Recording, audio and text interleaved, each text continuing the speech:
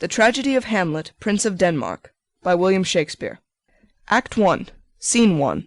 Elsinore, a platform before the castle. Francisco at his post. Enter to him Bernardo. Who's there? Nay, answer me. Stand and unfold yourself. Long live the king. Bernardo? He. You come most carefully upon your hour. 'Tis now struck 12. Get thee to bed, Francisco. For this relief, much thanks. 'Tis bitter cold, and I am sick at heart. Have you had quiet guard? Not a mouse stirring. Well, good night. If you do meet Horatio and Marcellus, the rivals of my watch, bid them make haste. I think I hear them. Stand, ho! Who's there? Enter Horatio and Marcellus. Friends to this ground. And liegemen to the Dane. Give you good night. O farewell, honest soldier. Who hath relieved you? Bernardo has my place. Give you good night. Exit Francisco. Holla, Bernardo. Say, what, is Horatio there? A piece of him. Welcome, Horatio. Welcome, good Marcellus. What, has this thing appeared again to-night? I have seen nothing. Horatio says 'tis but our fantasy, and will not let belief take hold of him touching this dreaded sight twice seen of us. Therefore I have entreated him along with us to watch the minutes of this night, that if again this apparition come, he may approve our eyes and speak to it. Tush, tush, 'twill not appear. Sit down a while, and let us once again assail your ears that are so fortified against our story, what we 2 nights have seen. Well, sit we down, and let us hear Bernardo speak of this. Last night of all, when yon same star, that's westward from the pole, had made his course to illume that part of heaven where now it burns, Marcellus and myself, the bell then beating one. Enter Ghost. Peace, break thee off. Look where it comes again. In the same figure, like the king that's dead. Thou art a scholar. Speak to it, Horatio. Looks it not like the king? Mark it, Horatio. Most like. It harrows me with fear and wonder. It would be spoke to. Question it, Horatio. What art thou, that usurp'st this time of night together with that fair and warlike form in which the majesty of buried Denmark did sometimes march? By heaven, I charge thee, speak! It is offended. See, it stalks away. Stay! Speak! Speak! I charge thee, speak! Exit Ghost. 'Tis gone, and will not answer. How now, Horatio? You tremble and look pale. Is not this something more than fantasy? What think you on it? Before my God, I might not this believe without the sensible and true avouch of mine own eyes. Is it not like the king? As thou art to thyself. Such was the very armour he had on when he the ambitious Norway combated. So frowned he once when, in an angry parle, he smote the sledded Polacs on the ice. 'Tis strange. Thus twice before, and jump at this dead hour. With martial stock hath he gone by our watch. In what particular thought to work I know not, but in the gross and scope of my opinion, this bodes some strange eruption to our state. Good now, sit down and tell me, he that knows, why this same strict and most observant watch so nightly toils the subject of the land, and why such daily cast of brazen cannon, and foreign mart for implements of war, why such impressive shipwrights, whose sore task does not divide the Sunday from the week? What might be toward, that this sweaty haste doth make the night joint labourer with the day? Who is it that can inform me? That can I. At least, the whisper goes so. Our last king, whose image even but now appeared to us, was, as you know, by Fortinbras of Norway thereto pricked on by our most emulate pride, dared to the combat, in which our valiant Hamlet, for so this side of the known world esteemed him, did slay this Fortinbras, who, by a sealed compact, well ratified by law and heraldry, did forfeit with his life all those his lands which he stood seized of to the conqueror. Against the which a moiety competent was gauged by our king, which had returned to the inheritance of Fortinbras had he been vanquisher, as, by the same covenant and carriage of the article designed, his fell to Hamlet. Now, sir, young Fortinbras, of unimproved metal, hot and full, have, in the skirts of Norway, here and there, sharked up a list of lawless resolutes, for food and diet to some enterprise that has a stomach in it, which is no other, as it doth well appear unto our state, but to recover of us, by strong hand and terms compulsatory, those foresaid lands so by his father lost. And this, I take it, is the main motive of our preparations, the source of this our watch, and the chief head of this post-haste and roamage in the land. I think it be no other, but e'en so. Well may it sort that this portentous figure comes armed through our watch, so like the king that was and is the question of these wars. A mote it is to trouble the mind's eye. In the most high and palmy state of Rome, a little ere the mightiest Julius fell, the graves stood tenantless, and the sheeted dead did squeak and gibber in the Roman streets. As stars with trains of fire and dews of blood, disasters in the sun, and the moist star upon whose influence Neptune's empire stands was sick almost to doomsday with eclipse, and even the like precurse of fierce events, as harbingers preceding still the fates and prologue to the omen coming on, have heaven and earth together demonstrated unto our climatures and countrymen. But soft, behold! Lo, where it comes again! Re-enter Ghost. I'll cross it, though it blast me. Stay, illusion! If thou hast any sound or use of voice, speak to me. If there be any good thing to be done that may to thee do ease and grace to me, speak to me. Cock crows. If thou art privy to thy country's fate, which happily foreknowing may avoid, O speak. Or if thou hast uphoarded in thy life extorted treasure in the womb of earth, for which, they say, you spirits oft walk in death, speak of it. Stay and speak. Stop it, Marcellus. Shall I strike at it with my partisan? Do, if it will not stand. 'Tis here. 'Tis here. 'Tis gone. Exit Ghost. We do it wrong, being so majestical, to offer it the show of violence, for it is, as the air, invulnerable, and our vain blows malicious mockery. It was about to speak when the cock crew, And then it started, like a guilty thing upon a fearful summons. I have heard the cock, that is the trumpet to the morn, doth, with his lofty and shrill-sounding throat, awake the god of day. And at his warning, whether in sea or fire, in earth or air, the extravagant and erring spirit hies to his confine. And of the truth herein, this present object made probation. It faded on the crowing of the cock. Some say that ever 'gainst that season comes wherein our Saviour's birth is celebrated, the bird of dawning singeth all night long, and then, they say, no spirit dare stir abroad. The nights are wholesome. Then no planet strike, no fairy takes, nor witch hath power to charm, so hallowed and so gracious is that time. So I have heard, and do in part believe it. But look, the morn, in russet mantle clad, walks o'er the dew of yon high eastward hill. Break we our watch up, and by my advice, let us impart what we have seen to-night unto young Hamlet. For upon my life, this spirit, dumb to us, will speak to him.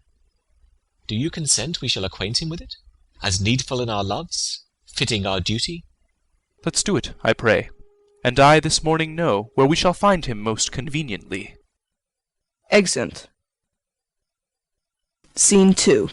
A room of state in the castle. Enter King Claudius, Queen Gertrude, Hamlet, Polonius, Laertes, Voltimand, Cornelius, lords, and attendants.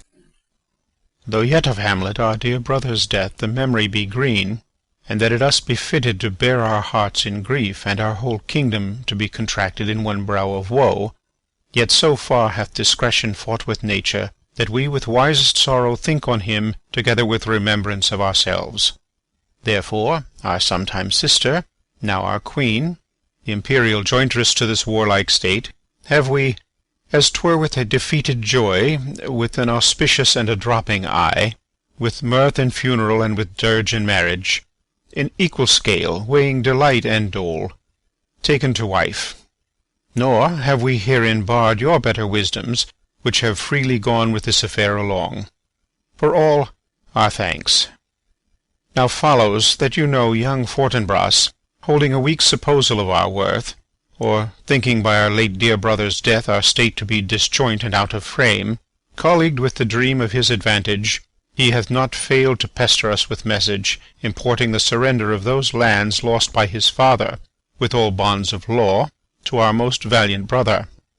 So much for him. Now for ourself, and for this time of meeting, this much the business is.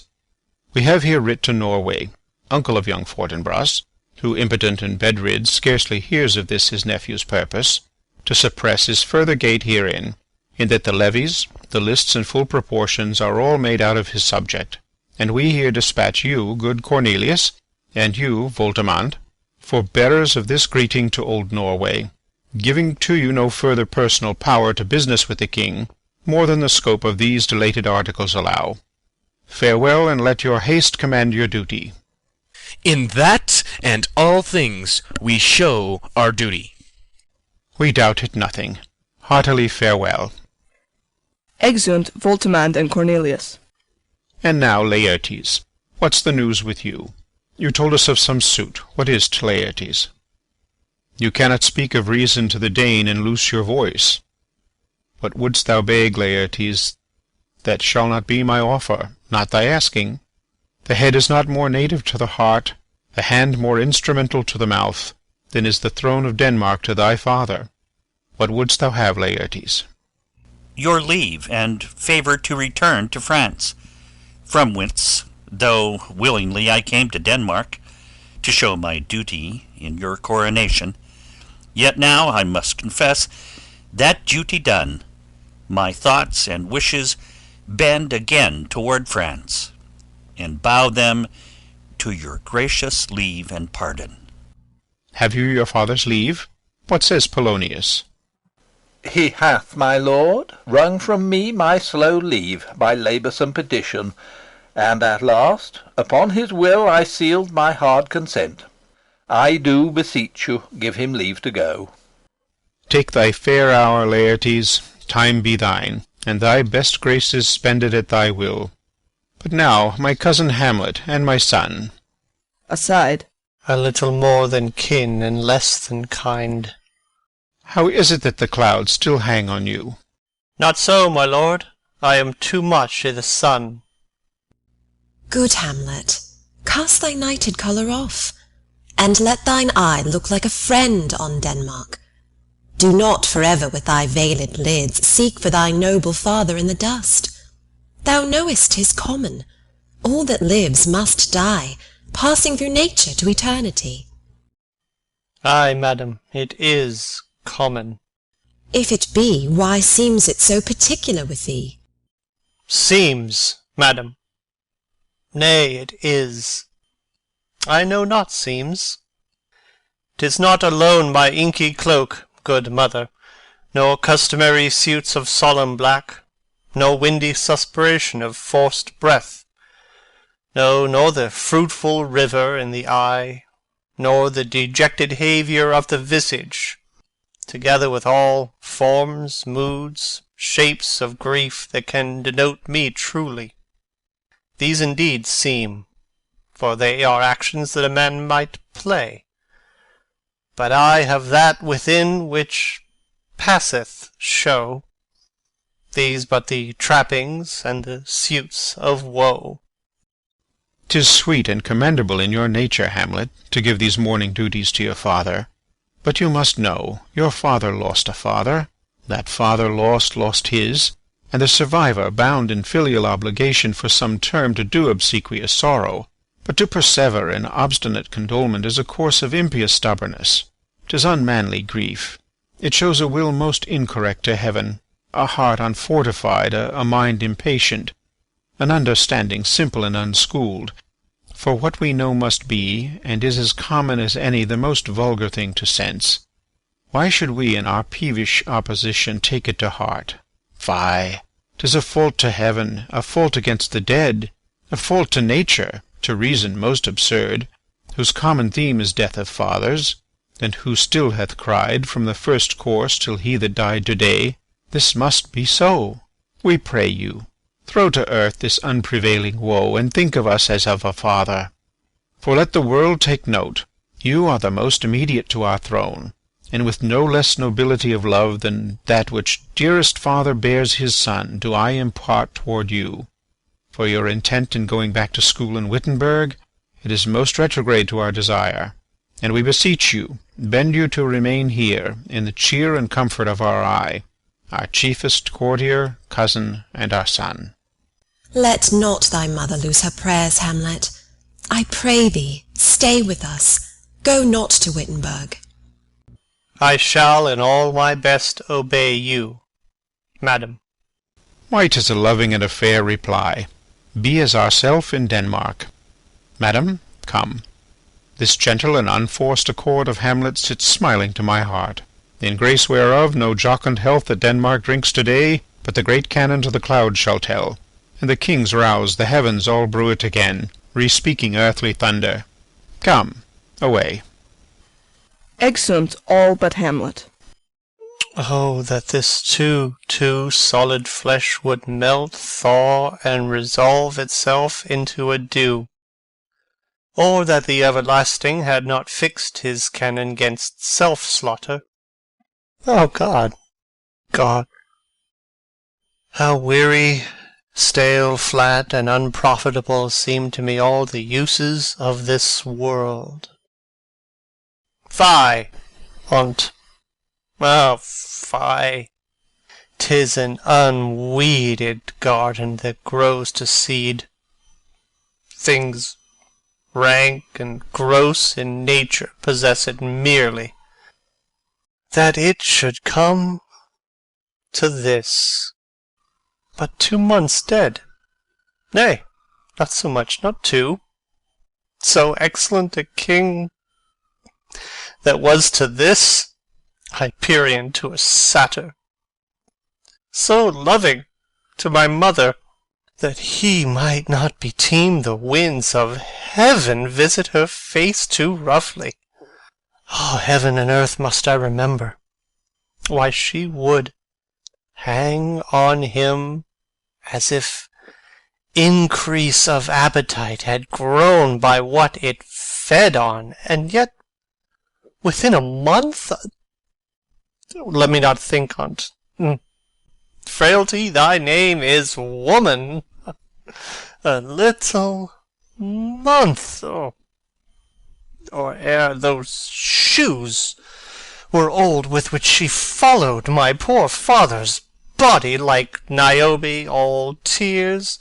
Why, even she, oh God! A beast that once discourse of reason would have mourned longer, married with my uncle, my father's brother, but no more like my father than I to Hercules, within a month, ere yet the salt of most unrighteous tears had left the flushing in her galled eye, she married. Oh, most wicked speed, to post with such dexterity to incestuous sheets! It is not, nor it cannot come to good. But break my heart, for I must hold my tongue. Enter Horatio, Marcellus, and Bernardo. Hail to your lordship! I am glad to see you well. Horatio, or I do forget myself. The same, my lord, and your poor servant ever. Sir, my good friend, I'll change that name with you. And what make you from Wittenberg, Horatio? Marcellus? My good lord. I am very glad to see you. Good evening, sir. But what, in faith, make you from Wittenberg? A truant disposition, good my lord. I would not hear your enemy say so, nor shall you do mine ear that violence. to make a truster of your own report against yourself. I know you are no truant. But what is your affair in Elsinore? We'll teach you to drink deep ere you depart. My lord, I came to see your father's funeral. I pray thee do not mock me, fellow student. I think it was to see my mother's wedding. Indeed, my lord, it followed hard upon. Thrift! Thrift, Horatio. The funeral baked meats did coldly furnish forth the marriage tables.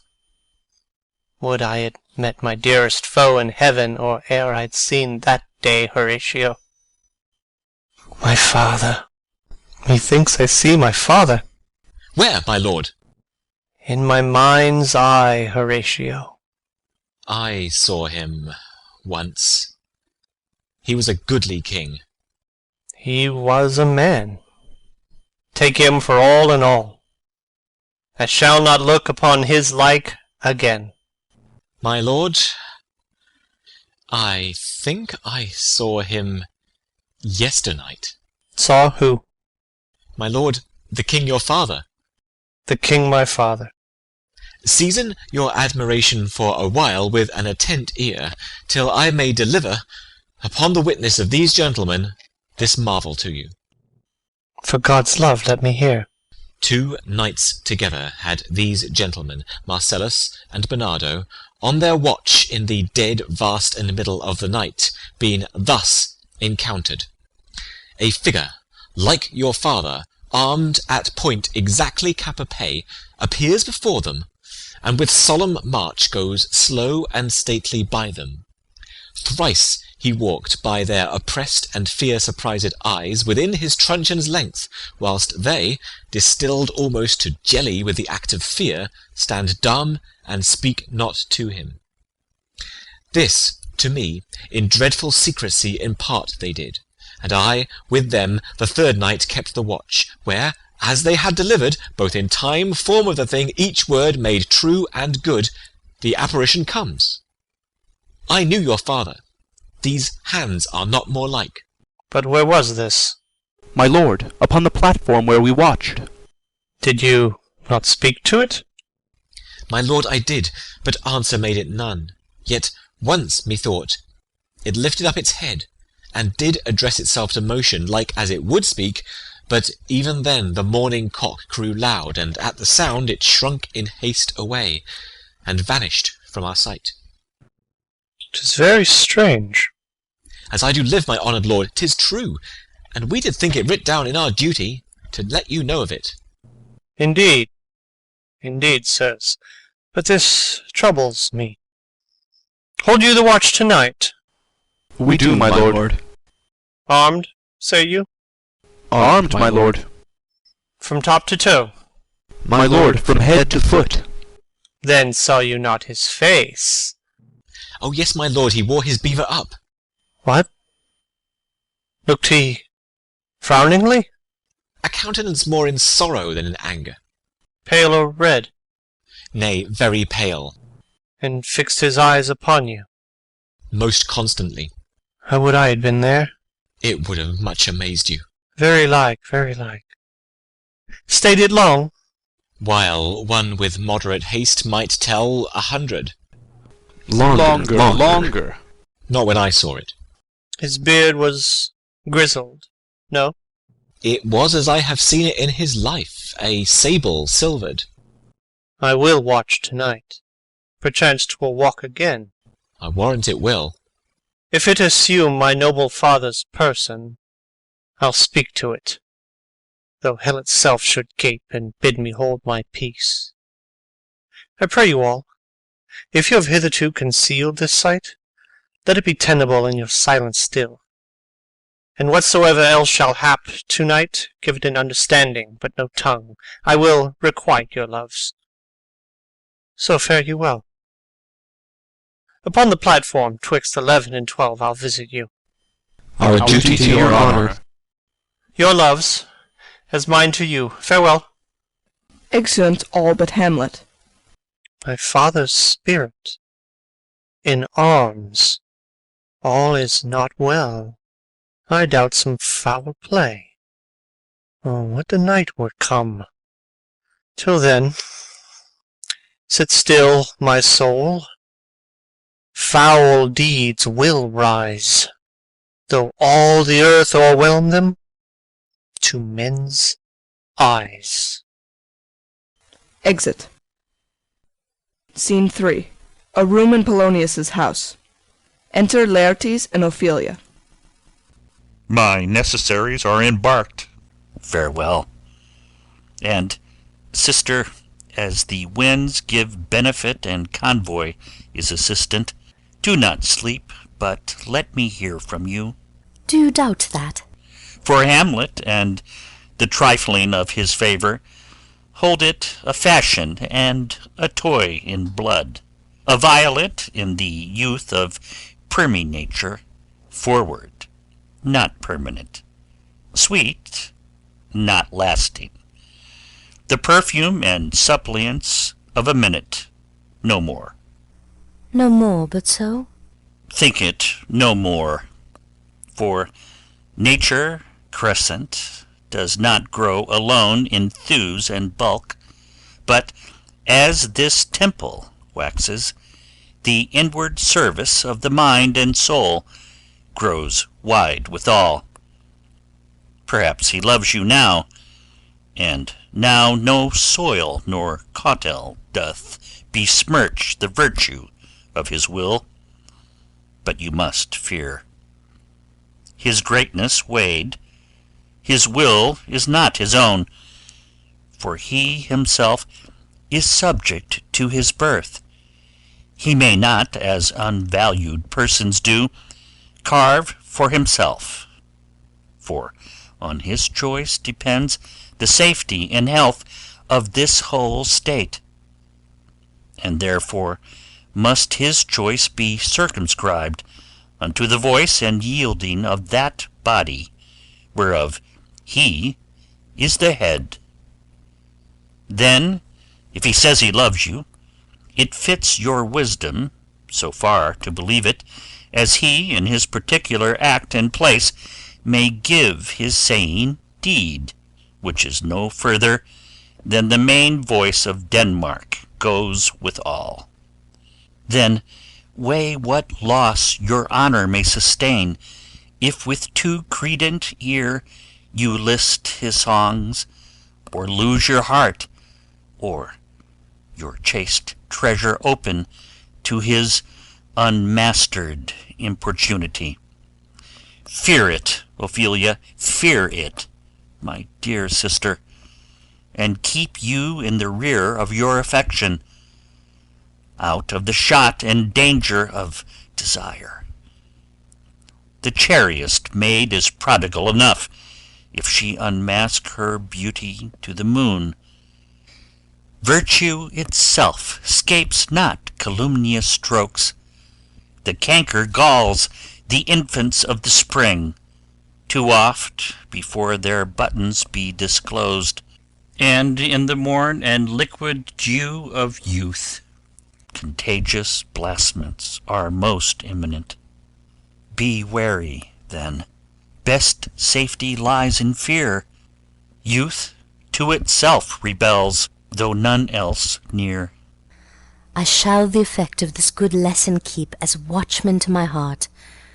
But, good my brother, do not, as some ungracious pastors do, show me the steep and thorny way to heaven, whilst, like a puffed and reckless libertine, himself the primrose path of dalliance treads, and recks not his own reed. Oh, fear me not. I stay too long. But here my father comes. Enter Polonius. A double blessing is a double grace. Occasion smiles upon a second leave. Yet here, Laertes? Aboard for shame! The wind sits in the shoulder of your sail, and you are stayed for. There, my blessing with thee, and these few precepts in thy memory. Look thou character, give thy thoughts no tongue, nor any unproportioned thought his act. Be thou familiar, but by no means vulgar. Those friends thou hast, and their adoption tried, grapple them unto thy soul with hoops of steel, but do not dull thy palm with entertainment of each new-hatched unfledged comrade. Beware of entrance to a quarrel, but being in, bear that the opposed may beware of thee. Give every man thine ear, but few thy voice. Take each man's censure, but reserve thy judgment. Costly thy habit as thy purse can buy, but not expressed in fancy. Rich, not gaudy. For the apparel oft proclaims the man, and they in France of the best rank and station are most select and generous, chief in that. Neither a borrower nor a lender be, for loan oft loses both itself and friend, and borrowing dulls the edge of husbandry. This above all, to thine own self be true, and it must follow as the night the day, thou canst not then be false to any man. Farewell. My blessing season this in thee. Most humbly do I take my leave, my lord. The time invites you. Go, your servants tend. Farewell, Ophelia, and remember well what I have said to you. 'Tis in my memory locked, and you yourself shall keep the key of it. Farewell. Exit Laertes. What is't, Ophelia, he hath said to you? So please you, something touching the Lord Hamlet. Marry, well bethought. 'Tis told me he hath very oft of late given private time to you, and you yourself have of your audience been most free and bounteous. If it be so, as so 'tis put to me, and that in way of caution, I must tell you, you do not understand yourself so clearly as it behoves my daughter and your honour. What is between you? Give me up the truth. He hath, my lord, of late made many tenders of his affection to me. Affection? Pooh! You speak like a green girl, unsifted in such perilous circumstance. Do you believe his tenders, as you call them? I do not know, my lord, what I should think. Marry, I will teach you. Think yourself a baby that you tend these tenders for true pay, which are not sterling. Tender yourself more dearly, or, not to crack the wind of the poor phrase running it thus, you'll tender me a fool. My lord, he hath importuned me with love in honourable fashion. Ay, fashion you may call it. Go to, go to. And hath given countenance to his speech, my lord, with almost all the holy vows of heaven. Ay, springs to catch woodcocks. I do know when the blood burns how prodigal the soul lends the tongue vows. These blazes, daughter, giving more light than heat, extinct in both, even in their promise as it is a making, you must not take for fire. From this time be somewhat scanter of your maiden presence. Set your entreatments at a higher rate than a command to parley. For Lord Hamlet, believe so much in him, that he is young, and with a larger tether may he walk than may be given you. In few, Ophelia, do not believe his vows, for they are brokers not of that dye which their investments show, but mere implorators of unholy suits, breathing like sanctified and pious bawds, the better to beguile. This is for all. I would not, in plain terms, from this time forth, have you so slander any moment leisure as to give words or talk with the Lord Hamlet. Look to it, I charge you. Come your ways. I shall obey, my lord. Exeunt. Scene 4. The platform. Enter Hamlet, Horatio, and Marcellus. The air bites shrewdly. It is very cold. It is a nipping and an eager air. What hour now? I think it lacks of 12. No, it is struck. Indeed? I heard it not. Then it draws near the season wherein this spirit held his wont to walk. A flourish of trumpets and ordnance shot off within. What does this mean, my lord? The king doth wake to-night, and takes his rouse, keeps wassail, and the swaggering upspring reels. And as he drains his draughts of Rhenish down, the kettle drum and trumpet thus bray out the triumph of his pledge. Is it a custom? Ay, marry, is't. But to my mind, though I am native here, and to the manner born, it is a custom more honoured in the breach than the observance. This heavy-headed revel east and west makes us traduced and taxed of other nations. They cleap us drunkards, and with swinish phrase soil our addition. And indeed it takes from our achievements, though performed at height, the pith and marrow of our attribute. So oft it chances in particular men, that for some vicious mole of nature in them, as in their birth, wherein they are not guilty, since nature cannot choose his origin, by the o'ergrowth of some complexion, oft breaking down the pales and forts of reason, or by some habit that too much o'erleavens the form of plausive manners, that these men, carrying, I say, the stamp of one defect, being nature's livery or fortune's star, their virtues else, be they as pure as grace, as infinite as man may undergo, shall in the general censure take corruption from that particular fault. The dram of eel doth all the noble substance of a doubt to his own scandal. Look, my lord, it comes! Enter Ghost. Angels and ministers of grace defend us. Be thou a spirit of health or goblin damned, bring with thee airs from heaven or blast from hell. Be thy intents wicked or charitable, thou comest in such a questionable shape that I'll speak to thee. I'll call thee Hamlet. King, father, royal Dane, oh, answer me! Let me not burst in ignorance, but tell why thy canonized bones, hearsed in death, have burst their cerements. Why the sepulchre, wherein we saw thee quietly inurned, hath oped his ponderous and marble jaws to cast thee up again. What may this mean, that thou, dead corse, again in complete steel revisitest thus the glimpses of the moon, making night hideous, and we fools of nature so horridly to shake our disposition with thoughts beyond the reaches of our souls? Say, why is this? Wherefore? What should we do? Ghost beckons Hamlet.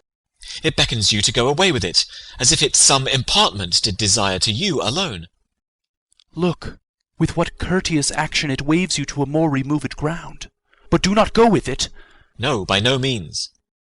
It will not speak. Then I will follow it. Do not, my lord.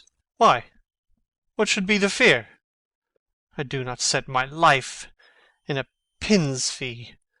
And for my soul, what can it do to that, being a thing immortal as itself? It waves me forth again. I'll follow it.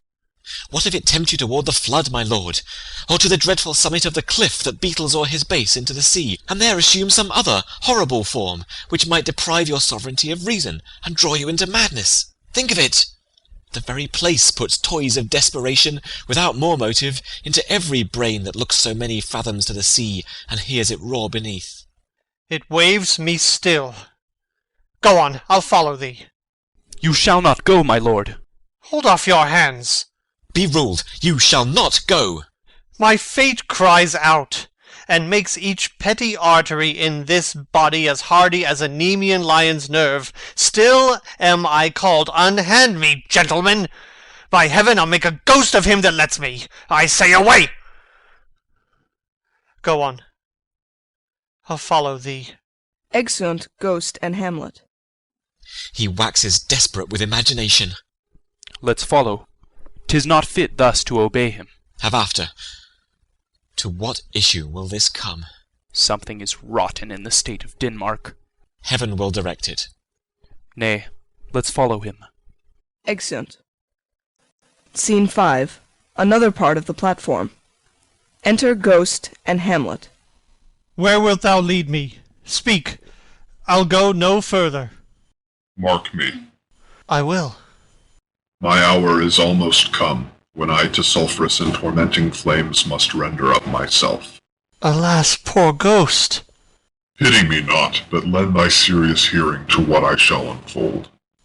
Speak. I am bound to hear. So art thou to revenge when thou shalt hear. What?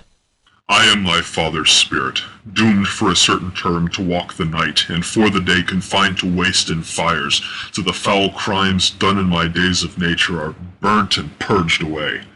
But that I am forbid to tell the secrets of my prison house, I could a tale unfold whose lightest word would harrow up thy soul, freeze thy young blood, make thy two eyes like stars start from their spheres, thy knotted and combined locks to part, and each particular hair to stand on end like quills upon the fretful porcupine.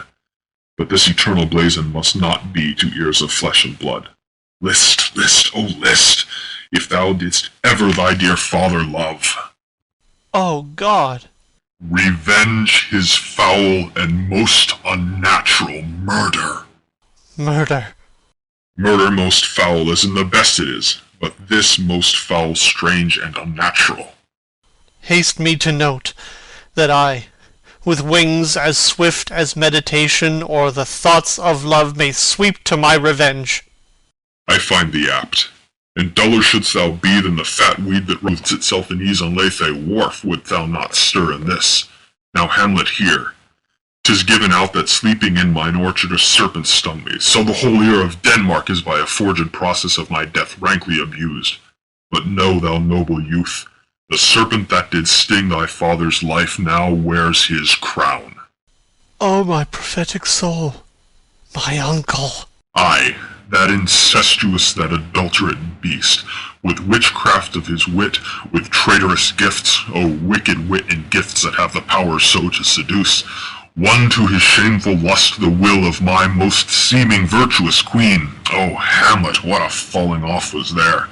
From me, whose love was of that dignity that it went hand in hand even with the vow I made to her in marriage, into decline upon a wretch whose natural gifts were poor to those of mine. But virtue, as it never will be moved, though lewdness courted in a shape of heaven, so lust, though to a radiant angel linked, will sate itself in a celestial bed and prey on garbage. But soft, methinks I scent the morning air. Brief let me be. Sleeping within mine orchard, my custom always in the afternoon.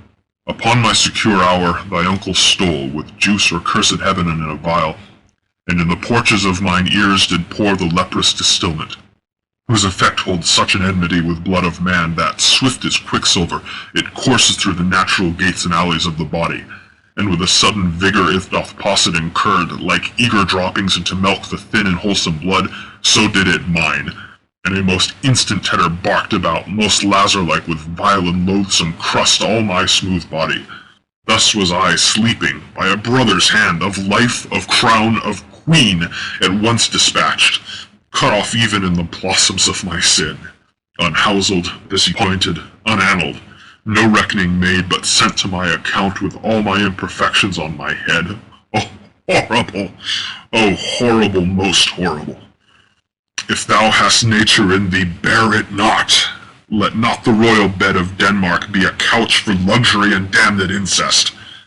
But howsoever thou pursuest this act, taint not thy mind, nor let thy soul contrive against thy mother aught. Leave her to heaven, and to those thorns that in her bosom lodge, to prick and sting her. Fare thee well at once, the glowworm shows the matin to be near, and gins to pale his ineffectual fire. Adieu, adieu, Hamlet, remember me. Exit Ghost. Oh, all you host of heaven! Oh, earth! What else?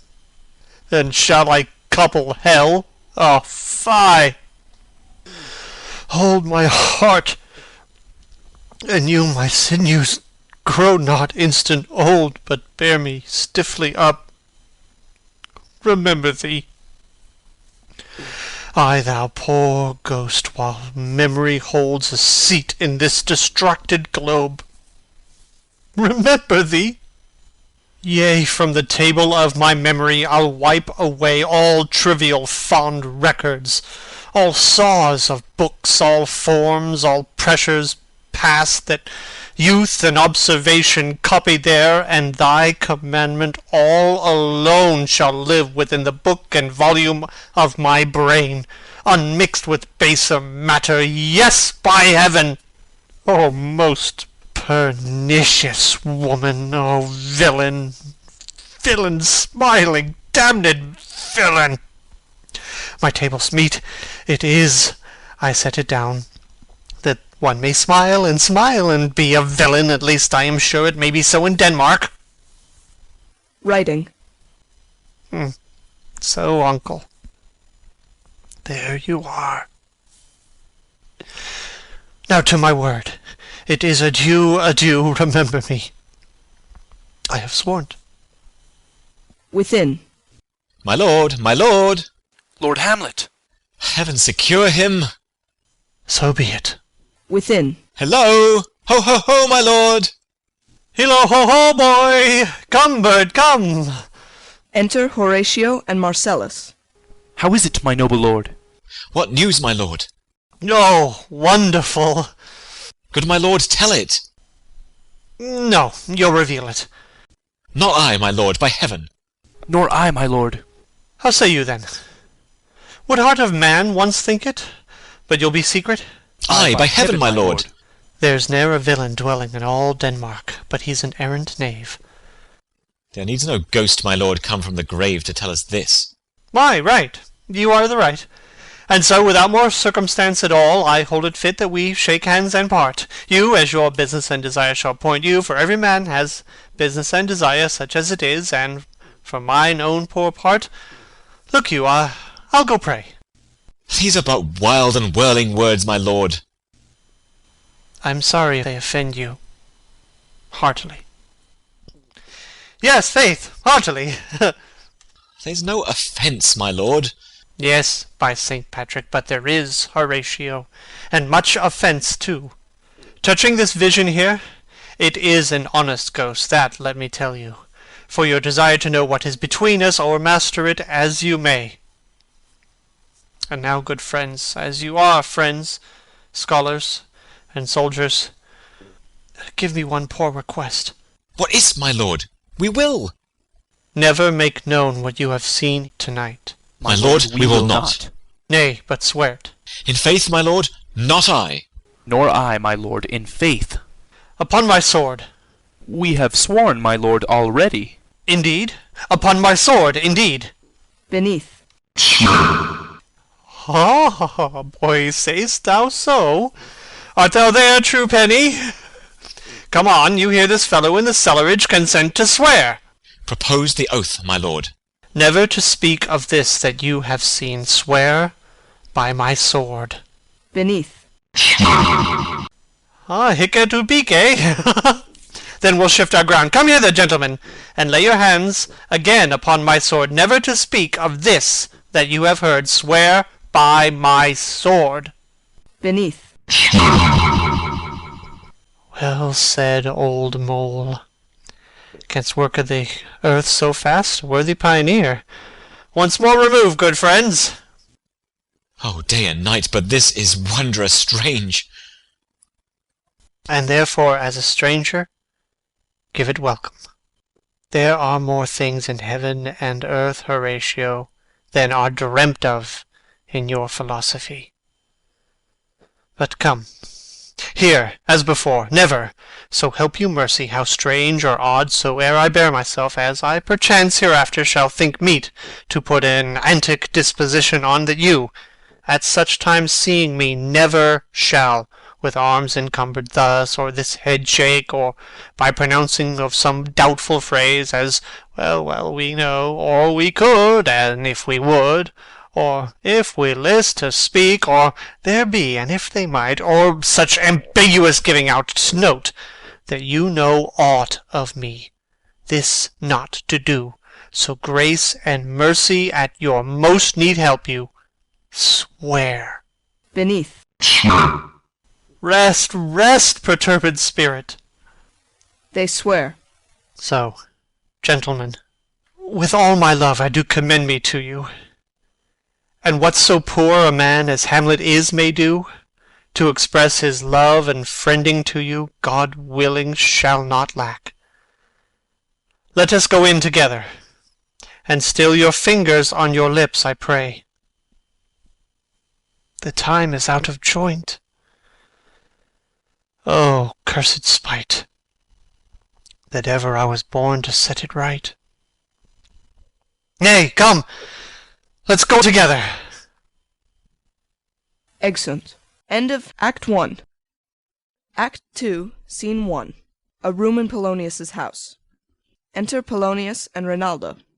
Give him this money and these notes, Reynaldo. I will, my lord. You shall do marvels wisely, good Reynaldo, before you visit him, to make inquire of his behaviour. My lord, I did intend it. Marry, well said, very well said. Look you, sir, inquire me first what Danskers are in Paris, and how, and who, what means, and where they keep, what company, at what expense, and finding by this encompassment and drift of question that they do know my son, come you more nearer than your particular demands will touch it. Take you, as 'twere, some distant knowledge of him, as thus: I know his father and his friends, and in part him. Do you mark this, Reynaldo? Ay, very well, my lord. And in part him, but you may say, not well, but if be he, I mean he's very wild, addicted, so and so, and there put on him what forgeries you please. Marry, none so rank as may dishonour him, take heed of that, but, sir, such wanton, wild, and usual slips, as are companions noted and most known to youth and liberty. As gaming, my lord. Ay, or drinking, fencing, swearing, quarrelling, drabbing, you may go so far. My lord, that would dishonour him. Faith, no, as you may season it in the charge, you must not put another scandal on him, that he is open to incontinency, that's not my meaning, but breathe his faults so quaintly that they may seem the taints of liberty, the flash and outbreak of a fiery mind, a savageness in unreclaimed blood, of general assault. But, my good lord... Wherefore should you do this? Ay, my lord, I would know that. Marry, sir, here's my drift, and I believe it is a fetch of warrant, you laying these slight sullies on my son, as 'twere a thing a little soiled i' the working, mark you.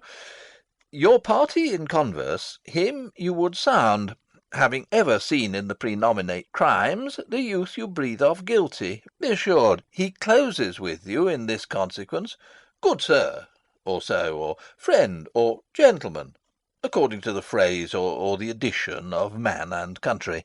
Very good, my lord. And then, sir, does what was I about to say? By the mass, I was about to say something. Where did I leave? At closes in the consequence, at friend or so, and gentleman. At closes in the consequence. Ay, marry, he closes thus. I know the gentleman. I saw him yesterday, or t'other day, or then with such, and, as you say, there was a gaming there, or Tookin's rouse, there falling out at tennis, or perchance, I saw him enter such a house of sale, videlicet a brothel, or so forth. See you now, your bait of falsehood takes this carp of truth, and thus do we of wisdom and of reach, with windlasses and with assays of bias, by indirections, find directions out. So, by my former lecture and advice, shall you, my son. You have me, have you not? My lord, I have. God be with ye. Fare ye well. Good, my lord. Observe his inclination in yourself. I shall, my lord. And let him ply his music. Well, my lord. Farewell. Exit Rinaldo. Enter Ophelia. How now, Ophelia? What's the matter? Oh, my lord, I have been so affrighted. With what, in the name of God? My lord, as I was sewing in my closet, Lord Hamlet, with his doublet all unbraced, no hat upon his head, his stockings fouled, ungartered, and down-jived to his ankle, pale as his shirt, his knees knocking together, and with a look so piteous in purport as if he had been loosed out of hell, to speak of horrors, he comes before me. Mad for thy love? My lord, I do not know, but truly I do fear it. What said he? He took me by the wrist, and held me hard. Then goes he to the length of all his arm, and with his other hand thus o'er his brow, he falls to such perusal of my face as he would draw it. Long stayed he so. At last, a little shaking of mine arm, and thrice his head thus, waving up and down, he raised a sigh so piteous and profound as it did seem to shatter all his bulk and end his being. That done, he lets me go, and with his head o'er his shoulder turned, he seemed to find his way without his eyes, for out of doors he went without their helps, and to the last bended their light on me. Come, go with me. I will go seek the king. This is the very ecstasy of love, whose violent property foredoes itself, and leads the will to desperate undertakings, as oft as any passion under heaven that doth afflict our natures. I am sorry. What, have you given him any hard words of late? No, my good lord, but as you did command, I did repel his fetters and denied his access to me. That hath made him mad. I am sorry that with better heed and judgment I had not quoted him. I feared he did but trifle, and meant to rack thee, but beshrew my jealousy. By heaven, it is as proper to our age to cast beyond ourselves in our opinions, as is common for the younger sort to lack discretion. Come, go we to the king. This must be known, which, being kept close, might move more grief to hide than hate to utter love. Come. Exeunt. Scene 2. A room in the castle. Enter King Claudius, Queen Gertrude, Rosencrantz, Guildenstern, and attendants. Welcome, dear Rosencrantz and Guildenstern. Moreover, that we much did long to see you, the need we have to use you did provoke our hasty sending. Something have you heard of Hamlet's transformation, so call it? Sith nor the exterior nor the inward man resembles that it was. What it should be, more than his father's death, that thus hath put him so much from the understanding of himself, I cannot dream of. I entreat you both, that being of so young days brought up with him, and sith so neighboured to his youth and haviour, that you vouchsafe your rest here in our court some little time, so by your companies to draw him on to pleasures, and to gather, so much as from occasion you may glean, whether aught, to us unknown, afflicts him thus, that opened lies within our remedy. Good gentlemen, he hath much talked of you, and sure I am 2 men there are not living to whom he more adheres. If it will please you to show us so much gentry and good will as to expend your time with us a while, for the supply and profit of our hope, your visitation shall receive such thanks as befits a king's remembrance. Both your majesties might, by the sovereign power you have of us, put your dread pleasures more into command than to entreaty. We both obey, and here give up ourselves in the full bent to lay our service freely at your feet, to be commanded. Thanks, Rosencrantz, and gentle Guildenstern. Thanks, Guildenstern and gentle Rosencrantz, and I beseech you instantly to visit my too much changed son. Go, some of you, and bring these gentlemen where Hamlet is. Heavens make our presence and our practices pleasant and helpful to him. Aye, amen. Exeunt Rosencrantz, Guildenstern, and some attendants. Enter Polonius. The ambassadors from Norway, my good lord, are joyfully returned. Thou still hast been the father of good news. Have I, my lord? Assure you, my good liege, I hold my duty as I hold my soul, both to my God and to my gracious king. And I do think, or else this brain of mine hunts not the trail of policy so sure as it hath used to do, that I have found the very cause of Hamlet's lunacy. Oh, speak of that. That do I long to hear.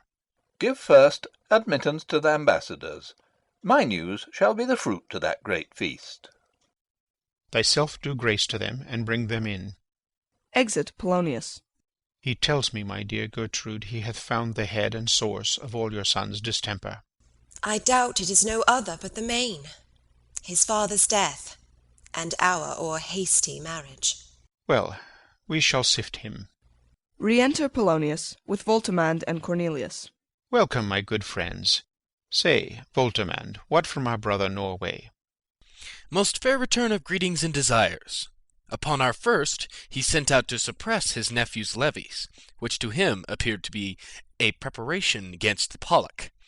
But better looked into, he truly found it was against your highness, whereat grieved, that so his sickness, age, and impotence was falsely borne in hand, sends out arrests on Fortinbras, which he, in brief, obeys, receives rebuke from Norway, and in fine makes vow before his uncle nevermore to give the essay of arms against your majesty, whereon old Norway, overcome with joy, gives him 3,000 crowns in annual fee, and his commission to employ these soldiers, so levied as before, against the Pollock, with an entreaty herein further shown. Giving a paper. That it might please you to give quiet pass through your dominions for this enterprise, on such regards of safety and allowance as therein are set down. It likes us well, and at our more considered time well read. Answer and think upon this business. Meantime we thank you for your well-took labour. Go to your rest, at night we'll feast together. Most welcome home. Exeunt Voltimand and Cornelius. This business is well ended. My liege and madam to expostulate, what majesty should be, what duty is, why day is day, night is night, and time is time, were nothing but to waste night, day, and time. Therefore, since brevity is the soul of wit, and tediousness the limbs and outward flourishes, I will be brief. Your noble son is mad. Mad call I it, for, to define true madness, what is't but to be nothing else but mad? But let that go. More matter with less art. Madam, I swear I use no art at all. That he is mad, 'tis true. 'Tis true, 'tis pity, and pity 'tis true. A foolish figure, but farewell it, for I will use no art. Mad, let us grant him then. And now remains that we find out the cause of this effect, or rather say the cause of this defect. For this effect defective comes by cause, thus it remains, and the remainder thus perpend. I have a daughter, have while she is mine, who in her duty and obedience, mark, hath given me this. Now gather and surmise. Reads. To the celestial and my soul's idol, the most beautified Ophelia. That's an ill phrase, a vile phrase. Beautified is a vile phrase, but you shall hear. Thus. Reads. In her excellent white bosom, these, etc. Came this from Hamlet to her? Good madam, stay a while, I will be faithful. Reads. Doubt thou the stars are fire? Doubt that the sun doth move? Doubt truth to be a liar? But never doubt I love. O dear Ophelia, I am ill at these numbers. I have not art to reckon my groans, but that I love thee best. O most best, believe it, adieu. Thine evermore, most dear lady, while this machine is to him Hamlet. This in obedience hath my daughter shown me, and, more above, hath his solicitings, as they fell out by time, by means, and place, all given to mine ear. But how hath she received his love? What do you think of me? As of a man faithful and honourable? I would fain prove so. But what might you think, when I had seen this hot love on the wing, as I perceived it, I must tell you that, before my daughter told me, what might you, or my dear Majesty, your queen here, think, if I had played the desk or table book, or given my heart a winking, mute and dumb, or looked upon this love with idle sight? What might you think? No, I went round to work, and my young mistress thus I did bespeak: Lord Hamlet is a prince, out of thy star, this must not be.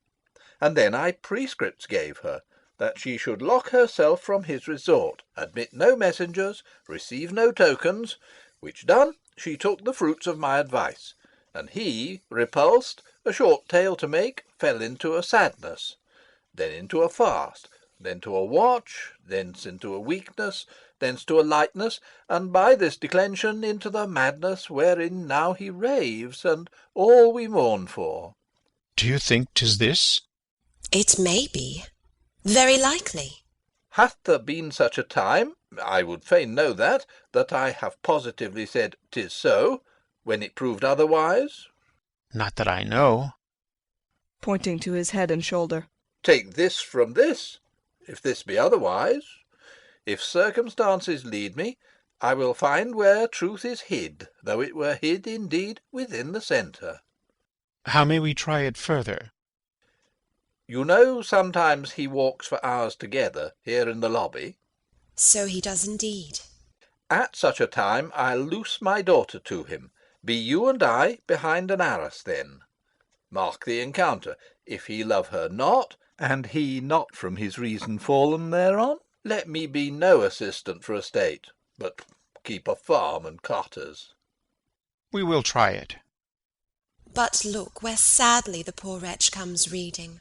Away, I do beseech you both away. I'll board him presently. Oh, give me leave.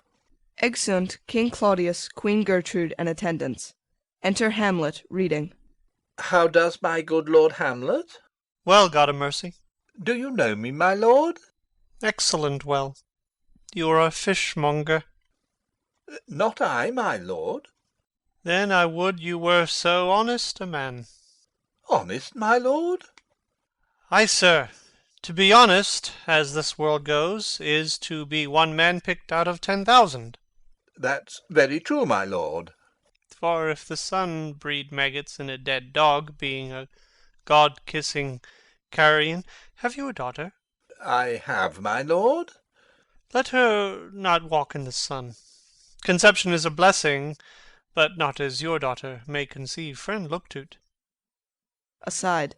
How say you by that? Still harping on my daughter. Yet he knew me not at first. He said I was a fishmonger. He is far gone, far gone. And truly in my youth I suffered much extremity for love. Very near this. I'll speak to him again. What do you read, my lord? Words. What is the matter, my lord? Between who? I mean the matter that you read, my lord. Slanders, sir. For the satirical rogue says here that old men have grey beards, that their faces are wrinkled, their eyes purging thick amber and plum-tree gum, and that they have a plentiful lack of wit, together with most weak hams, all which, sir, though I most powerfully and potently believe, yet I hold it not honesty to have it thus set down, for yourself, sir, should be as old as I am, if like a crab you could go backward. Though this be madness, yet there's a method in it. Will you walk out of the air, my lord? Into my grave. Indeed, that is out the air. Aside. How pregnant sometimes his replies are. A happiness that often madness hits on, which reason and sanity could not so prosperously be delivered of. I will leave him, and suddenly contrive the means of meeting between him and my daughter. My honourable lord, I will most humbly take my leave of you. You cannot so take from me anything that I will more willingly part withal. Except my life. Except my life. Except my life. Fare you well, my lord. These tedious old fools. Enter Rosencrantz and Guildenstern. You go to see the Lord Hamlet? There he is. To Polonius. God save you, sir. Exit Polonius. My honoured lord. My most dear lord. My excellent good friends. How dost thou, Guildenstern? Ah, Rosencrantz! Good lads, how do you both? As the indifferent children of the earth. Happy in that we are not over-happy. On Fortune's cap we are not the very button. Nor the soles of her shoe? Neither, my lord. Then you live about her waist, or in the middle of her favours? Faith, her privates we. In the secret parts of Fortune. Oh, most true, she is a strumpet. What's the news? None, my lord, but that the world's grown honest. Then is doomsday near. But your news is not true. Let me question you more in particular. What have you, my good friends, deserved at the hands of Fortune, that she sends you to prison hither? Prison, my lord? Denmark's a prison.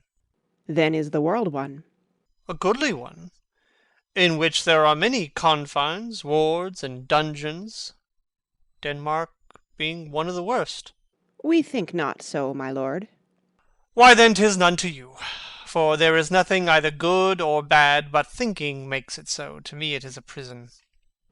Why then your ambition makes it one. 'Tis too narrow for your mind. Oh God, I could be bounded in a nutshell, and count myself a king of infinite space, were it not that I have bad dreams. Which dreams indeed are ambition, for the very substance of the ambitious is merely the shadow of a dream. A dream itself is but a shadow. Truly, and I hold ambition of so airy and light a quality, that it is but a shadow's shadow. Then are our beggars' bodies, and our monarchs and outstretched heroes the beggars' shadows. Shall we to the court? For by my fay I cannot reason. We'll wait upon you. No such matter. I will not sort you with the rest of my servants, for to speak to you like an honest man, I am most dreadfully attended. But in the beaten way of friendship, what make you at Elsinore? To visit you, my lord. No other occasion. Beggar that I am even poor in thanks. But I thank you. And sure, dear friends, my thanks are too dear a halfpenny. Were you not sent for? Is it your own inclining? Is it a free visitation? Come, deal justly with me. Come, nay, speak. What should we say, my lord? Why, anything but to the purpose. You were sent for, and there is a kind of confession in your looks which your modesties have not craft enough to colour. I know the good king and queen have sent for you. To what end, my lord? That you must teach me. But let me conjure you, by the rights of our fellowship, by the constancy of our youth, by the obligation of our ever-preserved love, and by what more dear a better proposer could charge you withal, be even and direct with me, whether you were sent for or no. Aside to Guildenstern. What say you? Aside.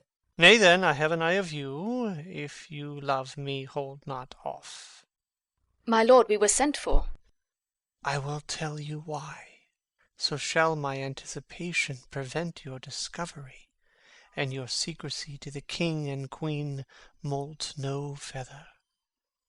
I have of late, but wherefore I know not, lost all my mirth, foregone all custom of exercises, and indeed it goes so heavily with my disposition that this goodly frame, the earth, seems to me a sterile promontory.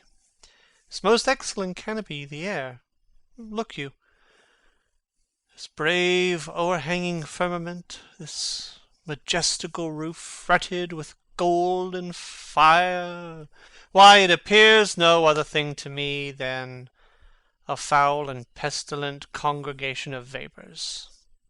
What a piece of work is man! How noble in reason, how infinite in faculty and form and moving, how express and admirable in action, how like an angel, in apprehension, how like a god. The beauty of the world, the paragon of animals, And yet, to me, what is this quintessence of dust? Man delights not me. No, nor woman neither, though by your smiling you seem to say so. My lord, there was no such stuff in my thoughts. Why did you laugh, then, when I said, man delights not me? To think, my lord, if you delight not in man, what Lenten entertainment the players shall receive from you. We coted them on the way, and hither they are coming to offer you service. He that plays the king shall be welcome. His majesty shall have tribute of me. The adventurous knight shall use his foil and target, the lover shall not sigh gratis. The humorous man shall end his part in peace, the clown shall make those laugh whose lungs are tickled o'er the sere, and the lady shall say her mind freely, or the blank verse shall heart for't. What players are they? Even those you were wont to take delight in, the tragedians of the city. How chances it they travel? Their residence, both in reputation and profit, was better both ways. I think their inhibition comes by the means of the late innovation. Do they hold the same estimation they did when I was in the city? Are they so followed? No, indeed, they are not. How comes it? Do they grow rusty? Nay, their endeavour keeps in the wonted pace, but there is, sir, an array of children, little Iasses, that cry out on the top of question, and are most tyrannically clapped for't. These are now the fashion, and so berettle the common stages, so they call them, that many wearing rapiers are afraid of goose-quills, and dare scarce come thither. What, are they children? Who maintains them? How are they escorted? Will they pursue the quality no longer than they can sing? Will they not say afterwards, if they should grow themselves to common players, as it is most like, if their means are no better, their writers do them wrong to make them exclaim against their own succession? Faith, there has been much to do on both sides, and the nation holds it in no sin to tar them to controversy. There was, for a while, no money bid for argument, unless the poet and the player went to cuffs in the question. Is it possible? Oh, there has been much throwing about of brains. Do the boys carry it away? Ay, that they do, my lord. Hercules and his load, too. It is not very strange, for mine uncle is king of Denmark, and those that would make mows at him while my father lived give 20, 40, 50, 100 ducats apiece for his picture in little. 'Sblood, there is something more in this than natural, if philosophy could find it out. Flourish of trumpets within. There are the players. Gentlemen, you are welcome to Elsinore. Your hands come, then. The appurtenance of welcome is fashion and ceremony. Let me comply with you in this garb, lest my extent to the players, which I tell you must show fairly outward, should appear more like entertainment than yours. You are welcome, but my uncle, father, and aunt, mother, are deceived. In what, my dear lord? I am but mad north-northwest, when the wind is southerly. I know a hawk from a handsaw. Enter Polonius. Well be with you, gentlemen. Hark you, Guildenstern, and you too, at each ear a hearer. That great baby you see there is not out of his swaddling clouts. Happily he's the second time come to them, for they say an old man is twice a child. I will prophesy he comes to tell me of the players' market. You say right, sir. Oh, Monday morning, 'twas so indeed. My lord, I have news to tell you. My lord, I have news to tell you. When Roscius was an actor in Rome... The actors are come hither, my lord. Buzz, buzz. Upon mine honour. Then came each actor on his ass. The best actors in the world, either for tragedy, comedy, history, pastoral, pastoral comical, historical pastoral, tragical historical, tragical comical, historical pastoral, scene individual, or poem unlimited. Seneca cannot be too heavy, nor Plautus too light. For the law of writ and the liberty, these are the only men. Oh, Jephthah, judge of Israel, what a treasure hadst thou! What treasure had he, my lord? Why, one fair daughter, and no more, the which he loved passing well. Aside. Still on my daughter. Am I not to the right, old Jephthah? If you call me Jephthah, my lord, I have a daughter that I love passing well. Nay, that follows not. What follows then, my lord? Why, as by lot God wot, and then it came to pass, as most like it was. The first row of the pious chanson will show you more, for look where my abridgment comes. Enter 4 or 5 players. You are welcome, masters, welcome all. I am glad to see thee well. Welcome, good friends. Oh, my old friend. Thy face is Valence, since I saw thee last. Comest thou to beard me in Denmark? What, my young lady and mistress? By your lady, your ladyship is nearer to heaven than when I saw you last, by the altitude of a chopin. Pray God your voice, like a piece of uncurrent gold, be not cracked within the ring. Masters, you are welcome all. We'll e'en to it, like French falconers, fly at anything we see. We'll have a speech straight. Come, give us a taste of your quality. Come, a passionate speech. What speech, my lord? I heard thee speak a speech once, but it was never acted, or if it was, not above once. For the play, I remember, pleased not the million. 'Twas caviar to the general. But it was, as I received it, and others whose judgment in such matters cried in the top of mine, an excellent play, well digested in scenes, set down with as much modesty as cunning. I remember one said there were no salads in the lines to make the matter savoury, nor no matter in the phrase that might indict the author of affectation, but called it an honest method, as wholesome as sweet, and by very much more handsome than fine. One speech in it I chiefly loved. 'Twas Aeneas' tale to Dido, and thereabout of it, especially where he speaks of Priam's slaughter. If it live in your memory, begin at this line. Let me see. The rugged Pyrrhus, like the Hyrcanian beast. No, it is not so. It begins with Pyrrhus. The rugged Pyrrhus, he whose sable's arms, black as his purpose, did the night resemble where he lay couched in the ominous horse, hath now this dread and black complexion smeared with heraldry more dismal, head to foot. Now is he total gulls, horridly tricked with blood of fathers, mothers, daughters, sons, baked and impasted with the parching streets, that lend a tyrannous and damned light to the Lord's murder, roasted in wrath and fire, and thus o'ersighs with coagulate gore, with eyes like carbuncles, the hellish Pyrrhus, old grandsire Priam, speaks. So proceed you.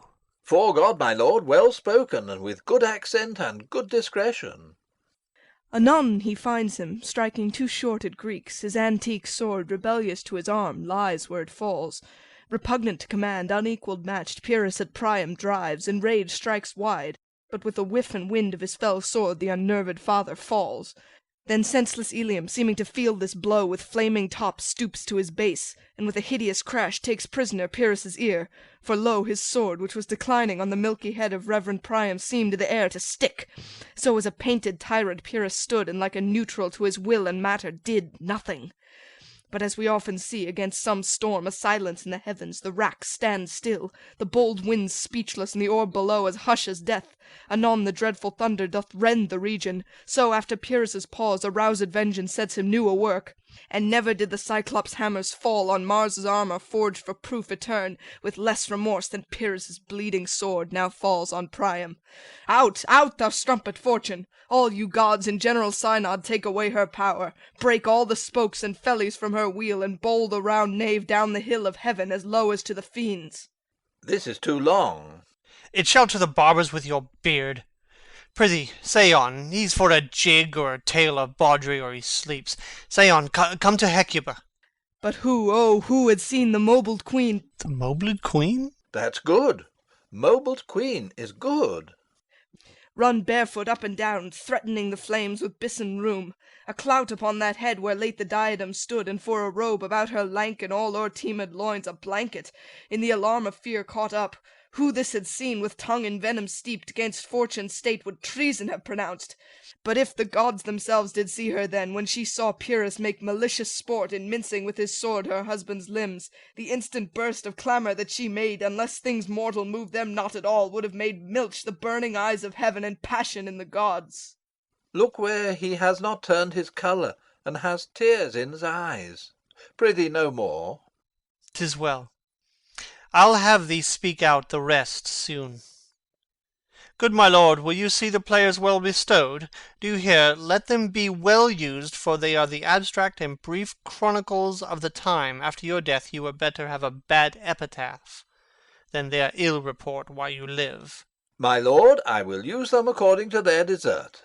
God's bodkins, man, much better. Use every man after his desert, and who should scape whipping.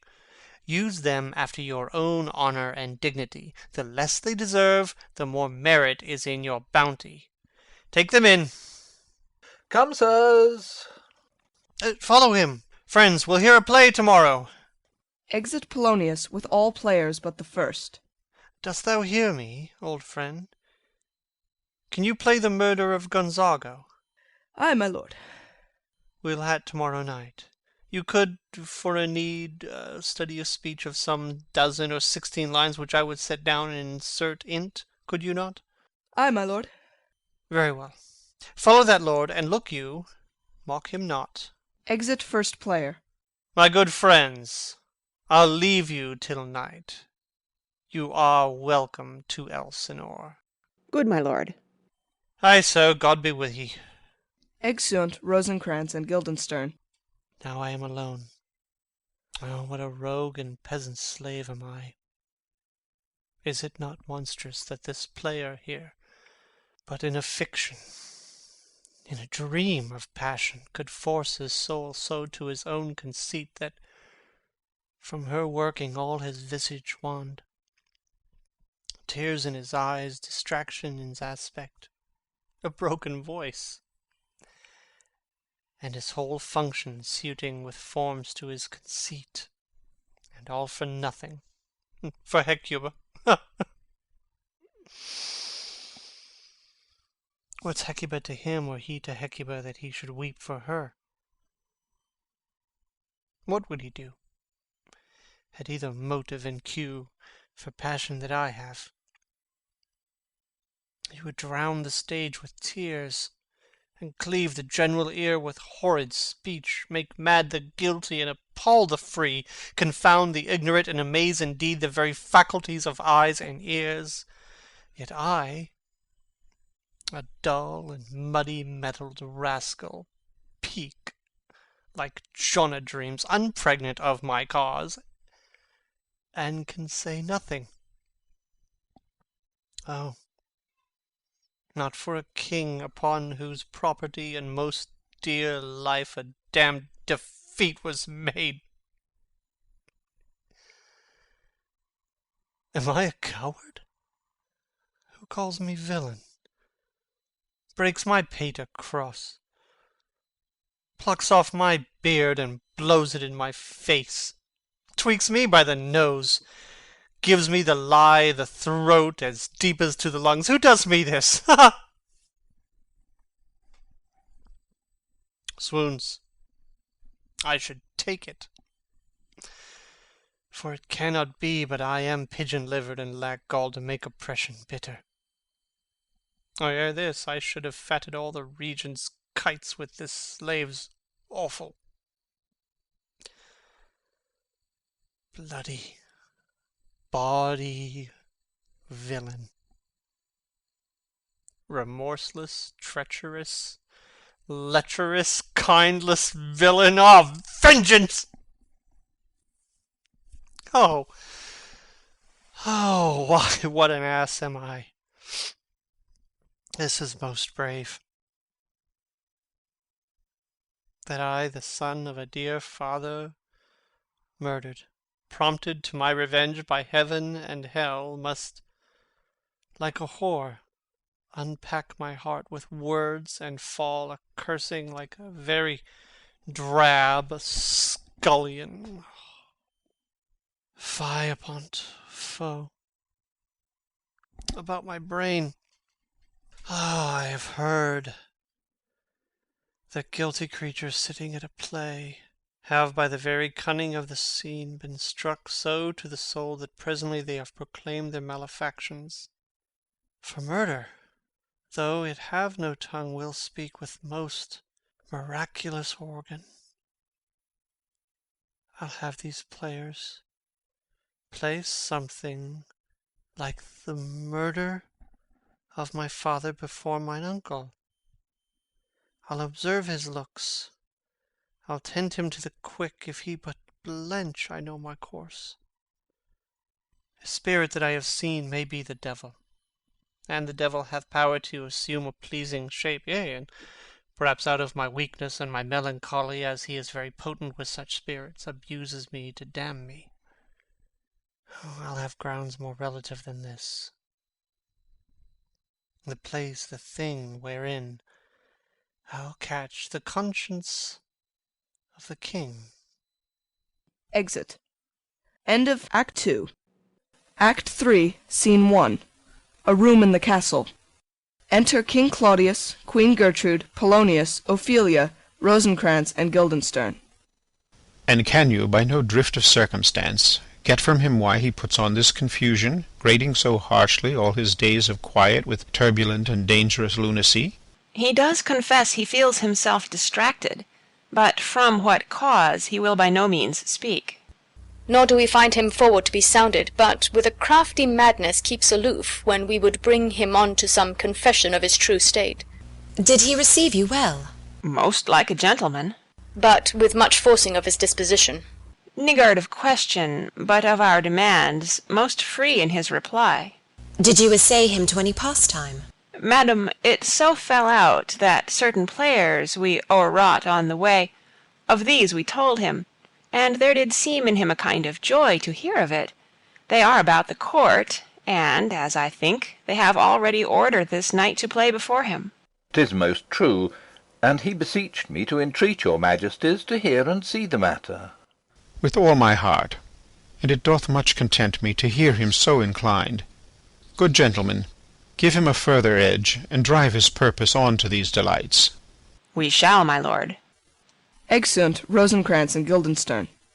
Sweet Gertrude, leave us too, for we have closely sent for Hamlet hither, that he, as 'twere by accident, may here affront Ophelia. Her father and myself, lawful espials, will so bestow ourselves that, seeing, unseen, we may of their encounter frankly judge, and gather by him as he has behaved, if it be the affliction of his love or no that thus he suffers for. I shall obey you. And for your part, Ophelia, I do wish that your good beauties be the happy cause of Hamlet's wildness. So shall I hope your virtues will bring him to his wonted way again, to both your honours. Madam, I wish it may. Exit Queen Gertrude. Ophelia, walk you here. Gracious, so please you, we will bestow ourselves. To Ophelia. Read on this book, that show such an exercise may colour your loneliness. We are oft to blame in this. 'Tis too much proved that with devotion's visage and pious action we do sugar o'er the devil himself. Aside. Oh, 'tis too true. How smart a lash that speech doth give my conscience. The harlot's cheek, beautied with plastering art, is not more ugly to the thing that helps it than is my deed to my most painted word. O heavy burthen! I hear him coming. Let's withdraw, my lord. Exeunt King Claudius and Polonius. Enter Hamlet. To be or not to be? That is the question. Whether 'tis nobler in the mind to suffer the slings and arrows of outrageous fortune, or to take arms against the sea of troubles, and by opposing end them. To die, to sleep, no more. And by a sleep, to say we end the heartache and the thousand natural shocks that flesh is heir to. Oh, it's a consummation devoutly to be wished. To die, to sleep, perchance to dream. Ah, there's the rub. For in that sleep of death, what dreams may come when we have shuffled off this mortal coil, must give us pause. There's the respect that makes calamity of so long life, for who would bear the whips and scorns of time, the oppressor's wrongs, the proud man's contumely, the pangs of despised love, the law's delay, the insolence of office, and the spurns, that patient merit of the unworthy takes, when he himself might his quietus make with a bare bodkin? Who would fardels bear to grunt and sweat under a weary life, but that the dread of something after death, the undiscovered country, from whose bourne no traveller returns, puzzles the will, and makes us rather bear those ills we have than fly to others we know not of. Ah, thus conscience does make cowards of us all, and thus the native hue of resolution is sicklied o'er with the pale cast of thought, and enterprises of great pith and moment with this regard, their currents turn awry, and lose the name of action. Soft, you know. The fair Ophelia. Nymph, in thy orisons be all my sins remembered. Good my lord, how does your honour for this many a day? I humbly thank you. Well, well, well. My lord, I have remembrances of yours that I have longed long to redeliver. I pray you now receive them. No, not I. I never gave you aught. My honoured lord, you know right well you did. And with them, words of so sweet breath composed as made the things more rich.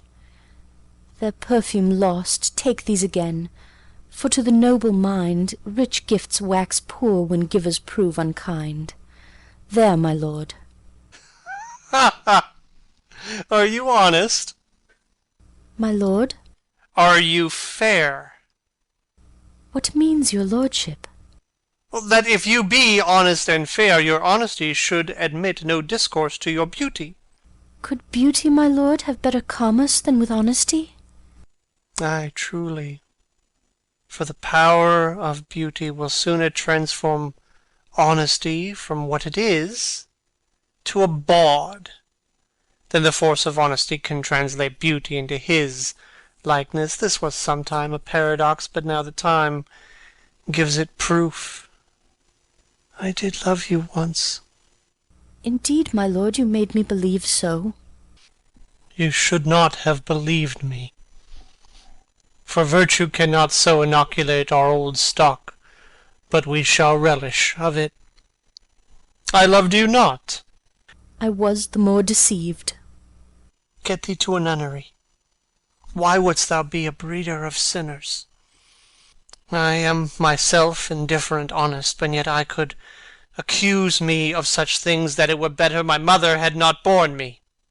I am very proud, revengeful, ambitious, with more offences at my beck than I have thoughts to put them in, imagination to give them shape, or time to act them in. What should fellows such as I do, crawling between earth and heaven? We are errant knaves all, believe none of us. go thy ways to a nunnery. Where's your father? At home, my lord. Let the doors be shut upon him, that he may play the fool nowhere but in's own house. Farewell. Oh, help him, you sweet heavens.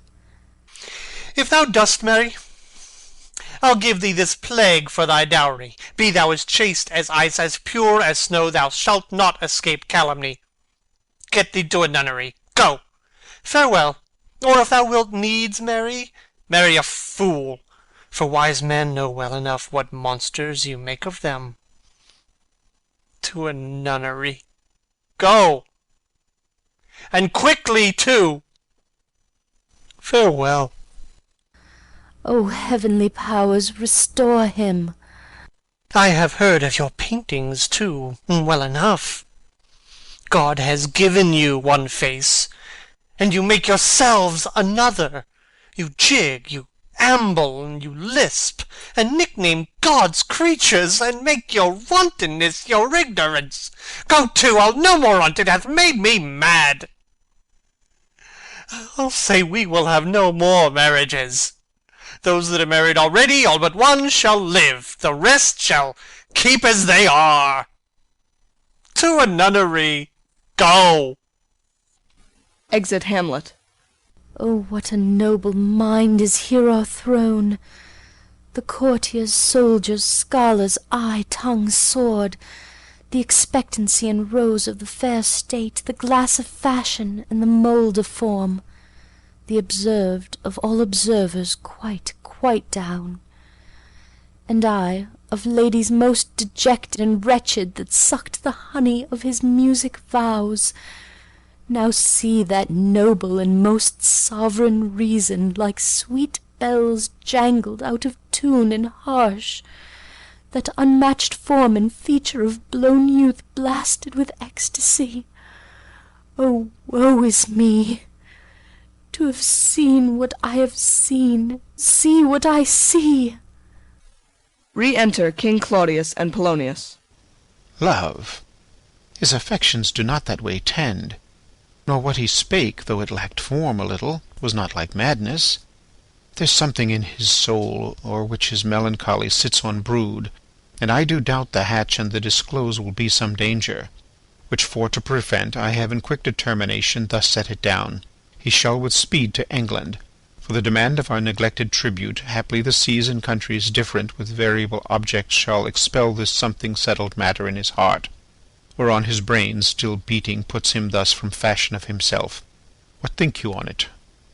It shall do well, but yet do I believe the origin and commencement of his grief sprung from neglected love. How now, Ophelia? You need not tell us what Lord Hamlet said. We heard it all. My lord, do as you please. But if you hold it fit, after the play, let his queen mother all alone entreat him to show his grief. Let her be round with him, and I'll be placed, so please you, in the ear of all their conference. If she find him not, to England send him, or confine him where your wisdom best shall think. It shall be so. Madness in great ones must not unwatched go. Exeunt. Scene 2. A hall in the castle. Enter Hamlet and players. Speak the speech, I pray you, as I pronounced it to you, trippingly on the tongue. But if you mouth it, as many of your players do, I had as lief the town crier spoke my lines. Nor do not saw the air too much with your hand thus, but use all gently. For in the very torrent, tempest, and, as I may say, the whirlwind of your passion, you must acquire and beget a temperance, that may give it smoothness.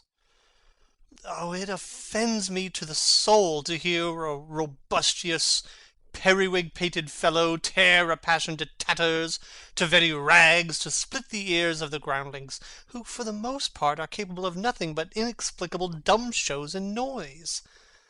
I would have such a fellow whipped for overdoing termagant. It out Herods Herod. Pray you, avoid it. I warrant your honour. Be not too tame, neither, but let your own discretion be your tutor. Suit the action to the word to the action, with this special, o'erstep not the modesty of nature. For anything so overdone is from the purpose of playing, whose end, both at the first and now, was and is, to hold, as 'twere the mirror, up to nature, to show virtue her own feature, scorn her own image, and the very age and body of the time his form and pressure. Now this overdone, or come tardy off, though it make the unskilful laugh, cannot but make the judicious grieve. The censure of which, one must in your allowance o'erweigh a whole theatre of others. Oh, there be players that I have seen play, and heard others praise, and that highly, not to speak it profanely, that neither, having the accent of Christians, nor the gait of Christian pagan nor man, have so strutted and bellowed that I have thought some of nature's journeymen had made man, and not made them well, they imitated humanity so abominably. I hope we have reformed that indifferently with us, sir. Reform it altogether, and let those that play your clowns speak no more than is set down for them, for there be of them that will themselves laugh, to set on some quantity of barren spectators to laugh too, though in the meantime some necessary question of the play be then to be considered. That's villainous, and shows a most pitiful ambition in the fool that uses it. Go, make you ready. Excellent players. Enter Polonius, Rosencrantz, and Guildenstern. How now, my lord? I will the king hear this piece of work? And the queen too, and that presently. Bid the players make haste. Exit Polonius. Will you two help to hasten them? We will, my lord. Exeunt Rosencrantz and Guildenstern. Enter Horatio. What ho, Horatio! Here, sweet lord, at your service. Horatio, thou art e'en as just a man as e'er my conversation coped withal. Oh, my dear lord. Nay, do not think I flatter. For what advancement may I hope from thee, that no revenue hast but thy good spirits to feed and clothe thee? Why should the poor be flattered? No, let the candied tongue lick absurd pomp, and crook the pregnant hinges of the knee, where thrift may follow fawning. Dost thou hear? Since my dear soul was mistress of her choice, and could of men distinguish, her election hath sealed thee for herself. For thou hast been as one, in suffering all, that suffers nothing. A man that fortune's buffets and rewards hast ta'en with equal thanks, and blessed are those whose blood and judgment are so well commingled, that they are not a pipe for fortune's finger to sound what stop she please. Give me that man that is not passion's slave, and I will wear him in my heart's core, ay, in my heart of heart, as I do thee. There's something too much of this. There is a play to-night before the king. One scene of it comes near the circumstance which I have told thee of my father's death. I prithee, when thou seest that act afoot, even with the very comment of thy soul, observe mine uncle. If his occulted guilt do not itself unkennel in one speech, it is a damned ghost that we have seen, and my imaginations are as foul as Vulcan's stithy. Give him heedful note, for I, mine eyes, will rivet to his face, and afterward we will both our judgments join in censure of his seeming. Well, my lord, if he steal aught the whilst this play is playing, and escape detecting, I will pay the theft. They are coming to the play. I must be idle. Get you a place. Danish March. A flourish. Enter King Claudius, Queen Gertrude, Polonius, Ophelia, Rosencrantz, Guildenstern, and others. How fares our cousin Hamlet? Excellent, i' faith. Of the chameleon's dish I eat the air. Promise crammed. You cannot feed capons so. I have nothing with this answer, Hamlet. These words are not mine. No, nor mine now.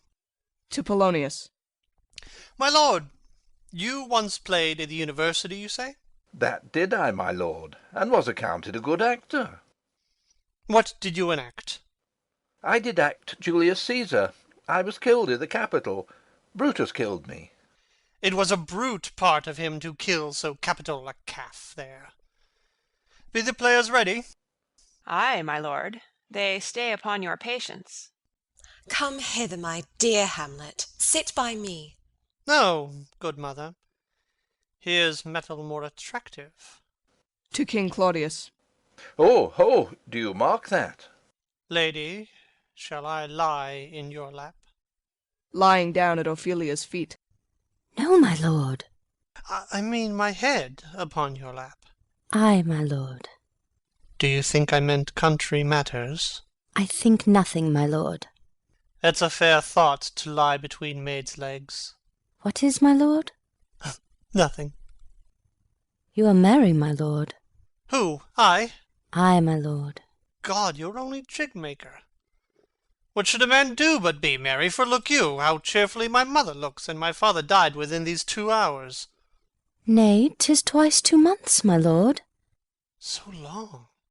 Oh, nay, then let the devil wear black, for I'll have a suit of sables. Oh, heavens! Died 2 months ago and not forgotten yet. Oh, then there's hope a great man's memory might outlive his life half a year. But, by your lady, he must build churches then, or else shall he suffer not thinking on when the hobby-horse, whose epitaph is for oh, the hobby-horse is forgot. Hautboys play. The dumb show enters. Enter a king and a queen very lovingly, the queen embracing him, and he her. She kneels, and makes show of protestation unto him. He takes her up, and declines his head upon her neck, lays him down upon a bank of flowers. She, seeing him asleep, leaves him. Anon comes in a fellow, takes off his crown, kisses it, and pours poison in the king's ears, and exit. The queen returns, finds the king dead, and makes passionate action.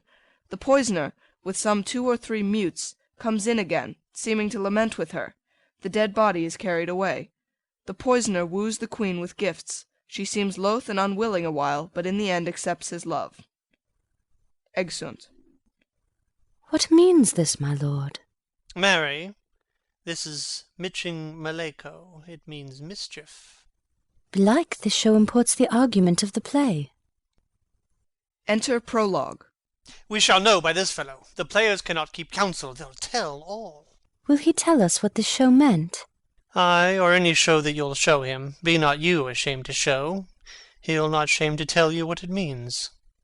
You are not. I'll mark the play. For us and for our tragedy, here stooping to your clemency, we beg your hearing, patiently. Exit Prologue. Is this a prologue or the posy of a ring? 'Tis brief, my lord. As woman's love. Enter 2 players, king and queen. Full 30 times hath Phoebus's cart gone round Neptune's salt wash, and Tellus' orbed ground, and 30 dozen moons with borrowed sheen about the world have times 12 30s been, since love our hearts and hymen did our hands unite commutual in most sacred bands. So many journeys may the sun and moon make us again count o'er our love be done. But woe is me, you are so sick of late, so far from cheer and from your former state, that I distrust you. Yet though I discomfort you, my lord, it nothing must, for women's fear and love holds quantity in neither aught nor in extremity. Now, what my love is, proof hath made you know, and as my love is sized, my fear is so. Where love is great, the littlest doubts are fear; where little fears grow great, great love grows there. Faith, I must leave thee, love, and shortly too. My operant powers their functions leave to do, and thou shalt live in this fair world behind, honoured, beloved, and haply one as kind for husband shalt thou. Oh, confound the rest! Such love must needs be treason in my breast. In second husband let me be accursed. None wed the second, but who killed the first. Aside. Wormwood. The instances that second marriage move are base respects of thrift, but none of love. A second time I kill my husband dead, when second husband kisses me in bed. I do believe you think what now you speak, but what we do determine oft we break. Purpose is but the slave to memory of violent birth, but poor validity, which now, like fruit unripe, sticks on the tree, but fall unshaken when they mellow be. Most necessary 'tis that we forget to pay ourselves what to ourselves is debt. What to ourselves in passion we propose, the passion ending doth the purpose lose. The violence of either grief or joy their own enactures with themselves destroy. Where joy most revels, grief doth most lament. Grief joys, joy grieves on slender accident. This world is not for aye, nor 'tis not strange that even our loves should with our fortunes change. For 'tis a question left us yet to prove, whether love lead fortune, or else fortune love. The great man down, you mark his favourite flies. The poor, advanced, makes friends of enemies. And hitherto doth love on fortune tend. For who not needs shall never lack a friend. And who in want a hollow friend doth try, directly seasons him his enemy. But orderly, to end where I begun, our wills and fates do so contrary run, that our devices still are overthrown. Our thoughts are ours, their ends none of our own. So think thou wilt no second husband wed, but die thy thoughts when thy first lord is dead. Nor earth to me give food, nor heaven light, sport and repose lock from me day and night. To desperation turn my trust and hope, an anchor's cheer in prison be my scope. Each opposite that blanks the face of joy, meet what I would have well, and it destroy. Both here and hence pursue me lasting strife, if once a widow, ever I be wife. If she should break it now. 'Tis deeply sworn. Sweet, leave me here a while. My spirits grow dull, and fain I would beguile the tedious day with sleep. Sleeps. Sleep rock thy brain, and never come mischance between us twain. Exit player queen. Madam, how like you this play? The lady protests too much, methinks. Oh, but she'll keep her word. Have you heard the argument? Is there no offence in it? No, no, they do but jest, poison in jest, no offence of the world. What do you call the play? The Mousetrap. Marry, how? Tropically. This play is the image of a murder done in Vienna. Gonzago is the Duke's name, his wife Baptista. You shall see anon. 'Tis a knavish piece of work, but what of that? Your Majesty and we that have free souls, it touches us not. Let the galled jade wince, our withers are unwrung. Enter Lucianus. This one is Lucianus, nephew to the king. You are as good as a chorus, my lord. I could interpret between you and your love, if I could see the puppets dallying. You are keen, my lord, you are keen. It would cost you a groaning to take off my edge. Still better and worse. So you must take your husband's. Begin, murderer! Pox leave thy damnable faces, and begin, come! Thy croaking raven doth bellow for revenge. Thoughts black, hands act, drugs fit, and time agreeing. Confederate season, else no creature seeing. Thou mixture rank of midnight weeds collected, with Hecate's ban thrice blasted, thrice infected, thy natural magic and dire property, unwholesome life usurp immediately. Pours the poison into the sleeper's ears. He poisons him in the garden for his estate. His name's Gonzago. The story is extant and written choice Italian. You shall see anon how the murderer gets the love of Gonzago's wife. The king rises. Art frighted with false fire? How fares my lord? Give all the play. Give me some light. Away. Lights! Exeunt all but Hamlet and Horatio. Why, let the stricken deer go weep, the heart ungalled play.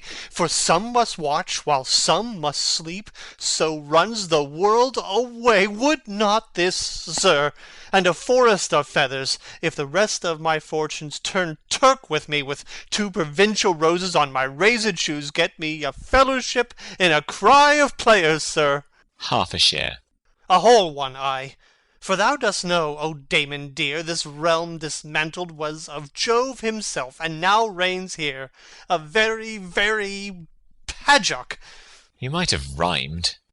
O good Horatio, I'll take the ghost's word for £1,000. Didst perceive? Very well, my lord. Upon the talk of the poisoning?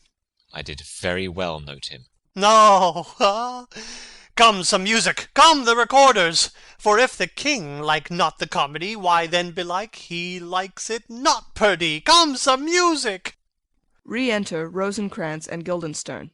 Good my lord, vouchsafe me a word with you. Sir, a whole history. The king, sir, Ay, sir, what of him? is, in his retirement, marvellous distempered. With drink, sir? No, my lord, rather with choler. Your wisdom should show itself more richer to signify this to his doctor. For me to put him to his purgation would perhaps plunge him into far more choler. Good my lord, put your discourse into some frame, and start not so wildly from my affair. I am tame, sir. Pronounce. The queen your mother, in most great affliction of spirit, hath sent me to you. You are welcome. Nay, good my lord, this courtesy is not of the right breed.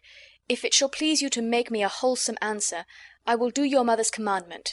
If not, your pardon and my return shall be the end of my business. Sir, I cannot. What, my lord? Make you a wholesome answer, my wit's diseased. But, sir, such answer as I can make, you shall commend. Or rather, as you say, my mother. Therefore no more, but to the matter. My mother, you say. Then thus she says, your behaviour hath struck her into amazement and admiration. A wonderful son that can so astonish a mother. But is there no sequel at the heels of this mother's admiration? Impart. She desires to speak with you in her closet ere you go to bed.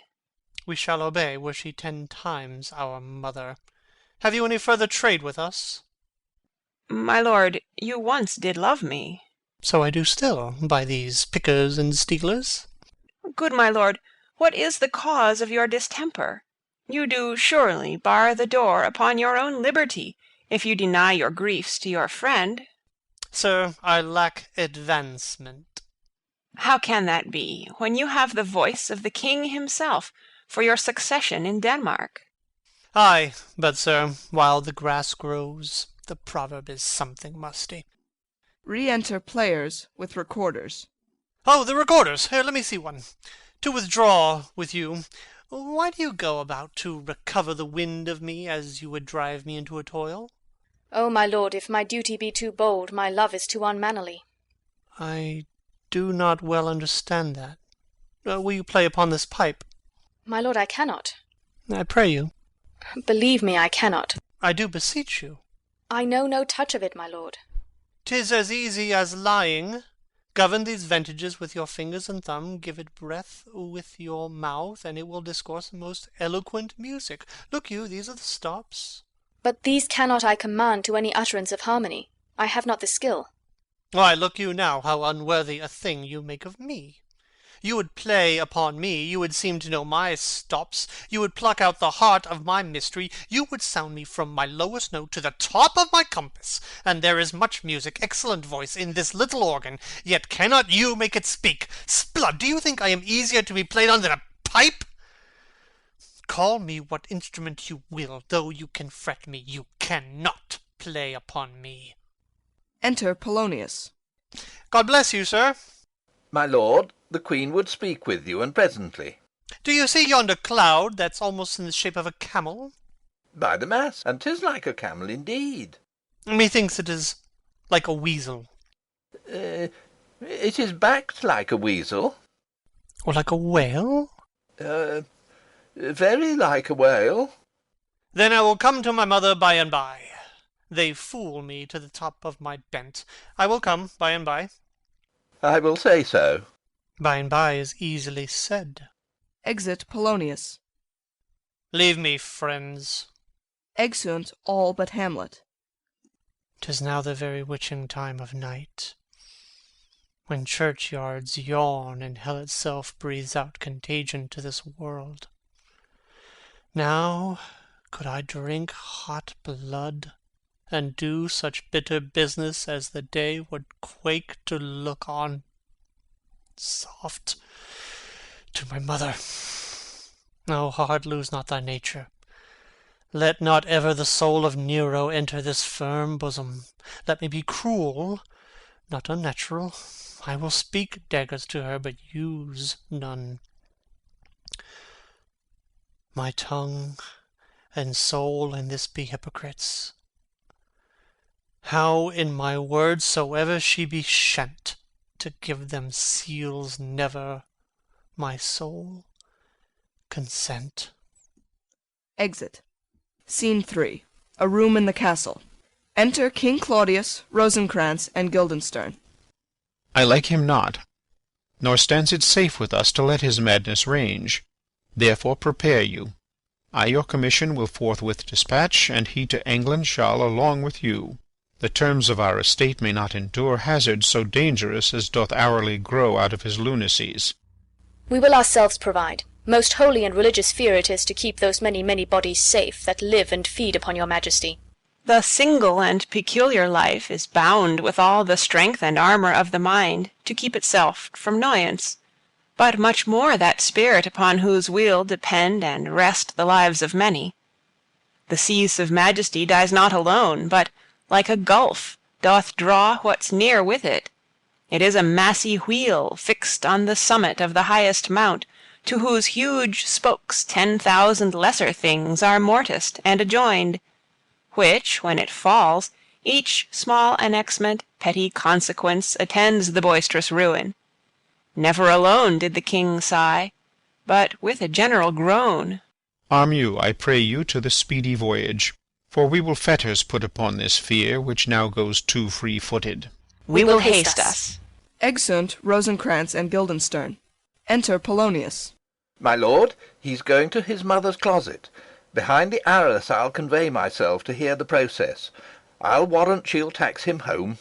And, as you said, and wisely was it said, 'tis meet that some more audience than a mother, since nature makes them partial, should o'erhear the speech of vantage. Fare you well, my liege. I'll call upon you ere you go to bed, and tell you what I know. Thanks, dear my lord. Exit Polonius. O my offence is rank. It smells to heaven. It hath the primal eldest curse upon it, a brother's murder.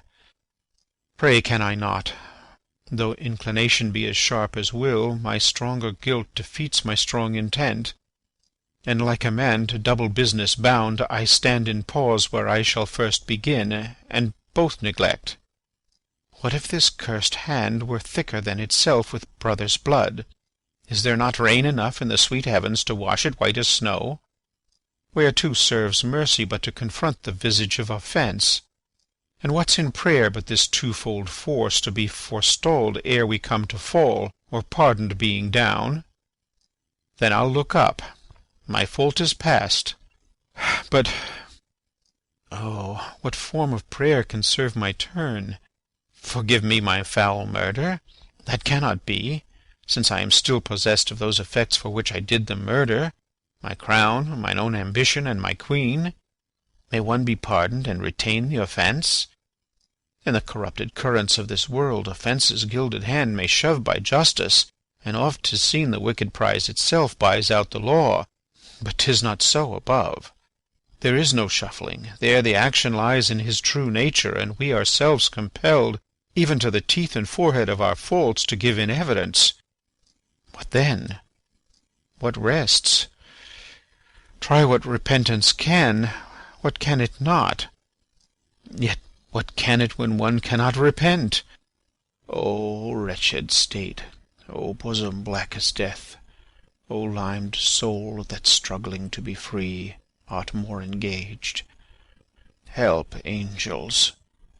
Make essay! Bow stubborn knees, and heart with strings of steel be soft as sinews of the newborn babe. All may be well. Retires and kneels. Enter Hamlet. Now might I do it pat. Now he is praying, and now I'll do't. And so he goes to heaven, and so am I revenged? That would be scanned. A villain kills my father, and for that I, his sole son, do this same villain sent to heaven? Oh, this is hire and salary, not revenge. He took my father grossly, full of bread, with all his crimes broad blown as flush as May. And how his audit stands, who knows save heaven? But in our circumstance and course of thought 'tis heavy with him. And am I then revenged to take him in the purging of his soul, when he is fit and seasoned for his passage? No. Up sword. Know thou a more horrid hent, when he is drunk asleep, or in his rage, or in the incestuous pleasure of his bed, at gaming, swearing, or about some act that has no relish of salvation, and then trip him that his heels may kick at heaven, and that his soul may be as damned and black as hell whereto it goes. My mother stays. This physic but prolongs thy sickly days. Exit Hamlet. Rising. My words fly up. My thoughts remain below. Words without thoughts never to heaven go. Exeunt. Scene 4. The Queen's closet. Enter Queen Gertrude and Polonius. He will come straight. Look you lay home to him, tell him his pranks have been too broad to bear with, and that your grace has screened and stood between much heat and him. I'll silence me even here. Pray you be round with him. Within. Mother! Mother! Mother! I'll warrant you, fear me not. Withdraw, I hear him coming. Polonius hides behind the arras. Enter Hamlet. Now, mother, what's the matter? Hamlet, thou hast thy father much offended. Mother, you have my father much offended. Come, come, you answer with an idle tongue. Go, go, you question with a wicked tongue. Why, how now, Hamlet? What's the matter now? Have you forgot me? No, by the rood, not so. You are the queen, your husband's brother's wife, and would it were not so, you are my mother. Nay, then I'll set those to you that can speak. Come, come, and sit you down, you shall not budge. You go not till I set you up a glass where you may see the inmost part of you. What wilt thou do? Thou wilt not murder me. Help! Help! Ho! Behind. What? Ho! Help! Help! Help! Drawing. How now? A rat? Dead for a ducat! Dead! Makes a pass through the arras. Behind. I am slain. Falls and dies. Oh me! What hast thou done? Nay, I know not. Is it the king? Oh, what a rash and bloody deed is this! A bloody deed! Almost as bad, good mother, as kill a king and marry with his brother. As kill a king? Ay, lady, 'twas my word. Lifts up the arras and discovers Polonius. Thou wretched, rash, intruding fool! Farewell. I took thee for thy better. Take thy fortune. Thou find'st to be too busy is some danger. Leave wringing of your hands. Peace. Sit you down, and let me wring your heart, for so I shall, if it be made of penetrable stuff, if damned custom have not brushed it so that it is proof and bulwark against sense. What have I done, that thou darest wag thy tongue in noise so rude against me?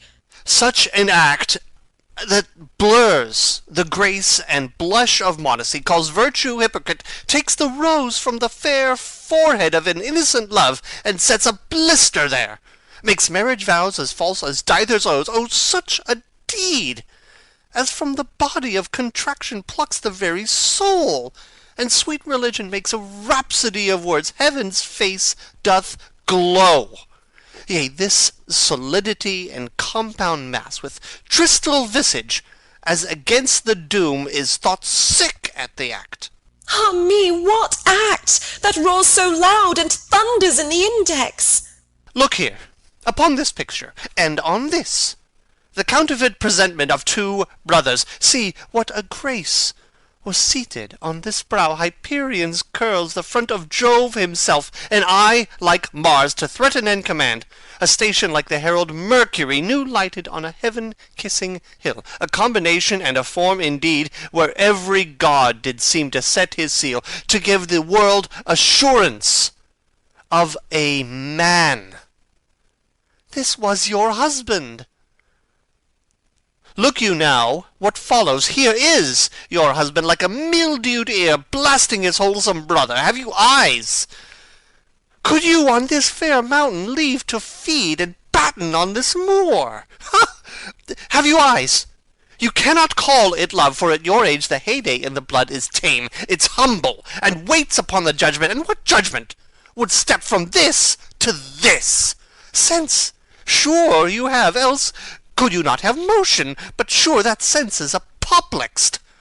For madness would not err, nor sense to ecstasy was ne'er so thralled, but it reserved some quantity of choice to serve in such a difference. What devil was that cozened you at hoodman blind? Eyes without feeling, feeling without sight, ears without hands or eyes, smelling sans all, or but a sickly part of one true sense, could not so mope.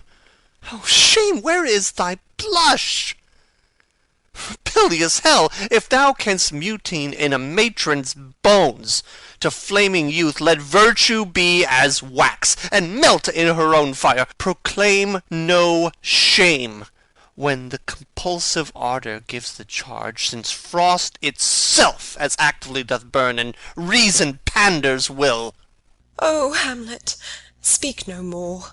Thou turn'st mine eyes into my very soul, and there I see such black and grained spots as will not leave their taint. Nay, but to live in the rank sweat of an enseamed bed, stewed in corruption, honeying and making love over the nasty sty. Oh, speak to me no more. These words like daggers enter in mine ears. No more, sweet Hamlet. A murderer and a villain, a slave that is not 20th part the tithe of your precedent lord, a vice of kings, a cut-purse of the empire and the rule, that from a shelf the precious diadem stole and put it in his pocket. No more. A king of shreds and patches. Enter Ghost. Save me, and hover o'er me with your wings, your heavenly guards. What would your graces figure? Alas, he's mad. Do not come your tardy son to chide, lapsed in time and passion. Let's go by the important acting of your dread command, oh say! Do not forget, this visitation is but to whet thy almost blunted purpose.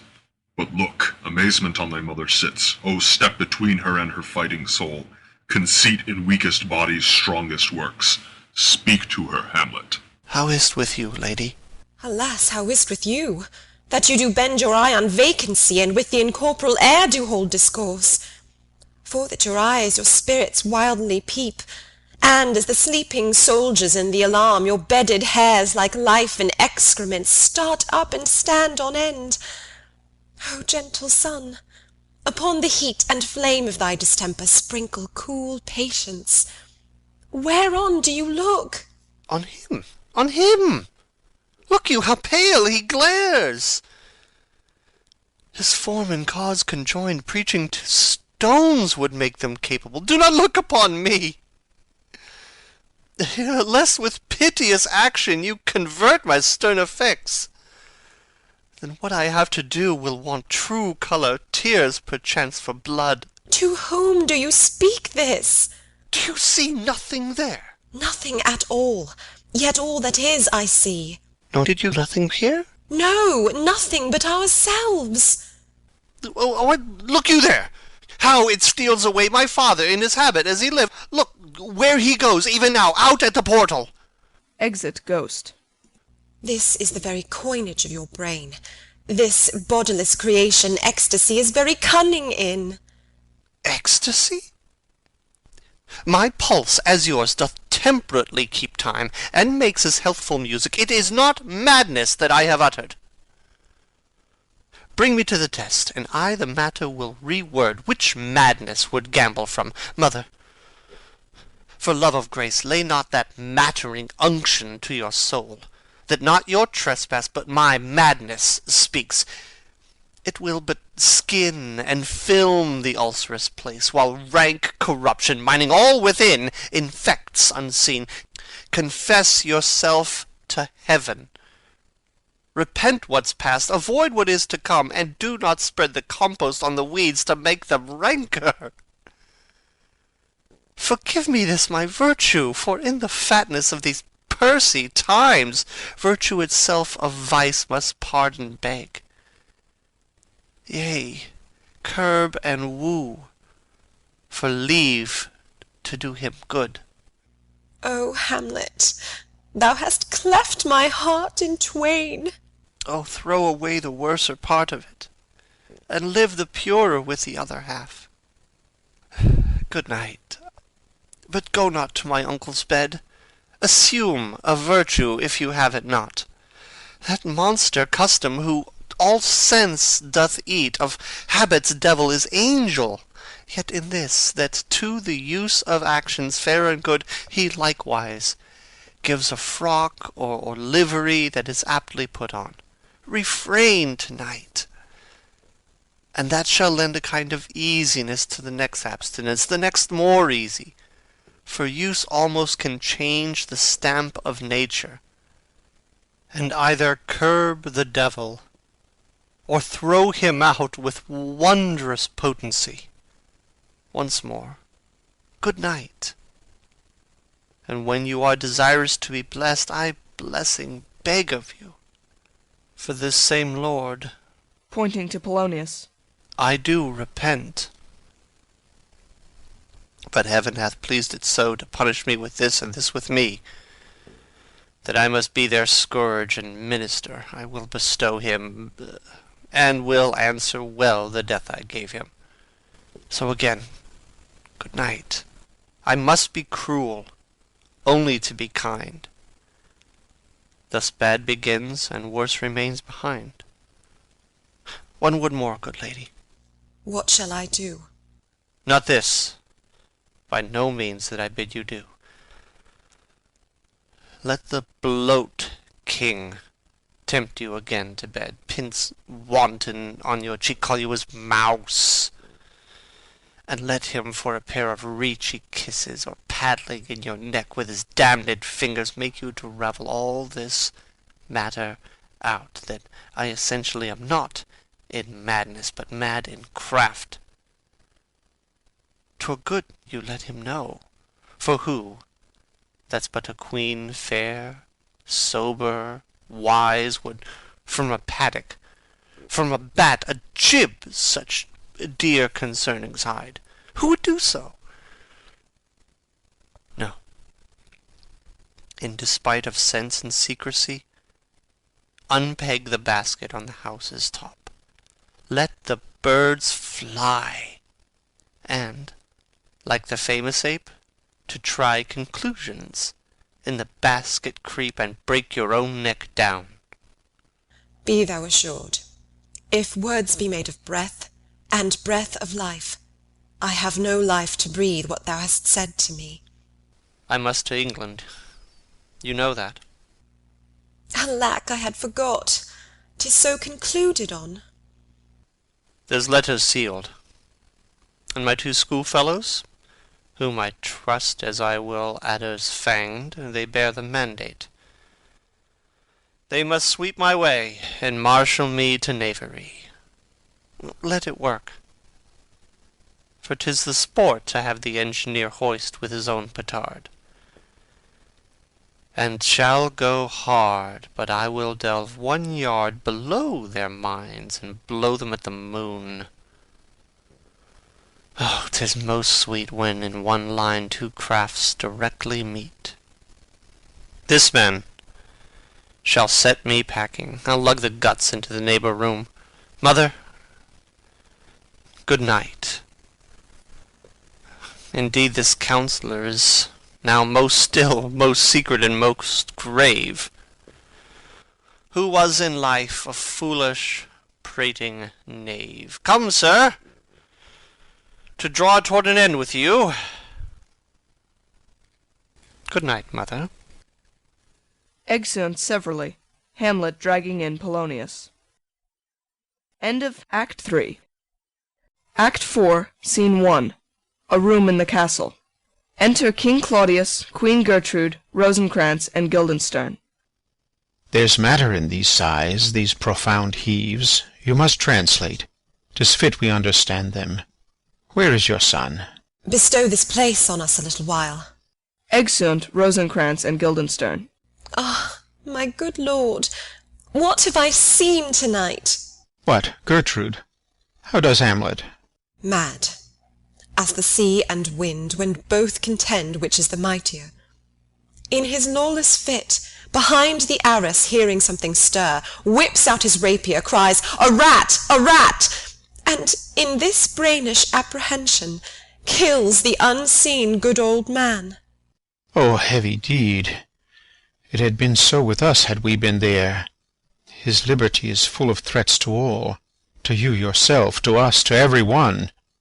Alas, how shall this bloody deed be answered? It will be laid to us, whose providence should have kept short, restrained, and out of haunt this mad young man. But so much was our love, we would not understand what was most fit, but like the owner of a foul disease, to keep it from divulging, let it feed even on the pith of life. Where's he gone? To draw apart the body he hath killed, or whom his very madness, like some ore among a mineral of metals base, shows itself pure. He weeps for what is done. O Gertrude, come away. The sun no sooner shall the mountains touch, but we will ship him hence. And this vile deed we must, with all our majesty and skill, both countenance and excuse. Oh, Guildenstern. Re-enter Rosencrantz and Guildenstern. Friends both, go join you with some further aid. Hamlet in madness hath Polonius slain, and from his mother's closet hath he dragged him. Go seek him out. Speak fair, and bring the body into the chapel. I pray you, haste in this. Exeunt Rosencrantz and Guildenstern. Come, Gertrude, we'll call up our wisest friends, and let them know both what we mean to do, and what's untimely done.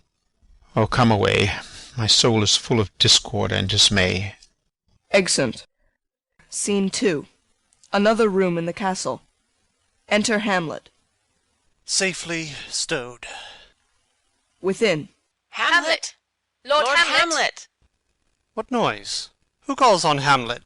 Oh, here they come. Enter Rosencrantz and Guildenstern. What have you done, my lord, with the dead body? Compounded it with dust, whereto 'tis kin. Tell us where 'tis, that we may take it thence, and bear it to the chapel. Do not believe it. Believe what? That I can keep your counsel, and not mine own. Besides, to be demanded of a sponge, what replication should be made by the son of a king? Take you me for a sponge, my lord? Ay, sir, that soaks up the king's countenance, his rewards, his authorities. But such officers do the king best service in the end. He keeps them, like an ape, in the corner of his jaw, first mouthed, to be last swallowed. When he needs what you have gleaned, It is but squeezing you, and sponge you shall be dry again. I understand you not, my lord. I am glad of it. A knavish speech sleeps in a foolish ear.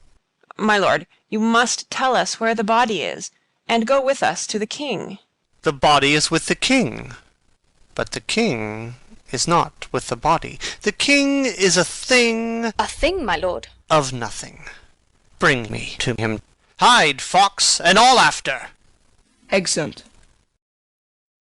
Scene 3. Another room in the castle. Enter King Claudius, attended. I have sent to seek him and to find the body. How dangerous it is that this man goes loose, yet must we not put the strong law on him. He's loved of the distracted multitude, who like not in their judgment but their eyes. And where 'tis so, the offender's scourge is weighed, but never the offence. To bear all smooth and even, this sudden sending him away must seem deliberate pause. Diseases desperate grown by desperate appliance are relieved, or not at all. Enter Rosencrantz. How now? What hath befallen?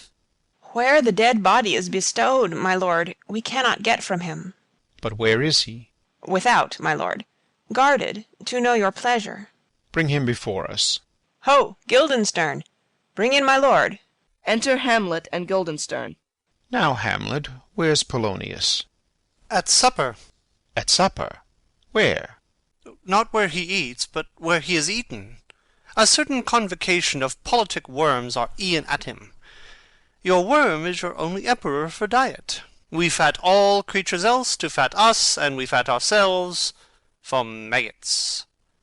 Your fat king and your lean beggar is but variable service, 2 dishes, but to 1 table. That's the end. Alas, alas.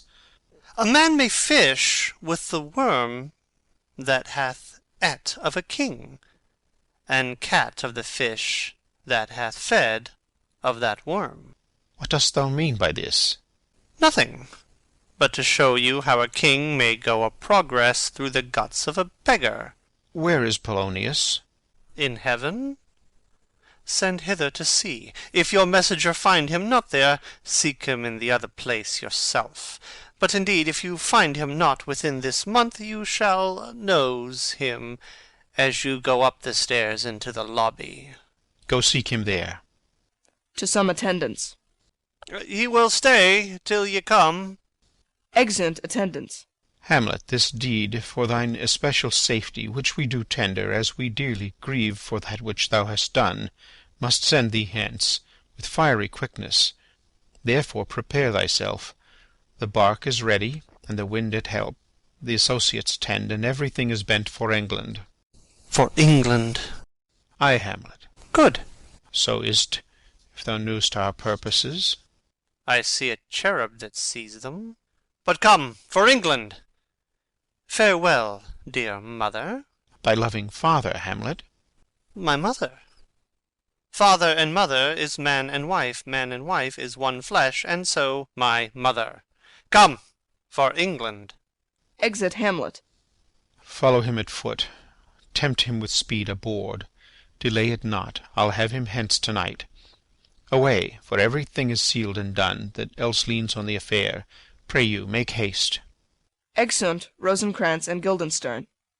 And England, if my love thou hold'st at aught, as my great power thereof may give thee sense, since yet thy cicatrice looks raw and red after the Danish sword, and thy free awe pays homage to us, thou mayst not coldly set our sovereign process, which imports at full, by letters congruing to that effect, the present death of Hamlet.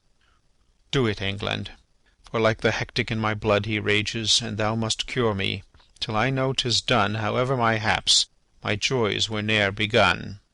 Exit. Scene 4. A plain in Denmark. Enter Fortinbras, a captain, and soldiers marching. Go, captain. From me greet the Danish king. Tell him that, by his license, Fortinbras craves the conveyance of a promised march over his kingdom. You know the rendezvous. If that his majesty would aught with us, we shall express our duty in his eye, and let him know so. I will do it, my lord. Go softly on. Exeunt Fortinbras and soldiers. Enter Hamlet, Rosencrantz, Guildenstern, and others. Good sir, whose powers are these? They are of Norway, sir. How purposed, sir, I pray you? Against some part of Poland. Who commands them, sir? The nephews to old Norway, Fortinbras. Goes it against the main of Poland, sir, or for some frontier? Truly to speak, and with no addition, we go to gain a little patch of ground that hath in it no profit but the name. To pay 5 ducats, 5, I would not farm it, nor will it yield to Norway or the Pole a ranker rate should it be sold in fee. Why, then the Polack never will defend it. Yes, it is already garrisoned. 2,000 souls and 20,000 ducats will not debate the question of this straw. This is the imposthume of much wealth and peace that inward breaks, and shows no cause without why the man dies.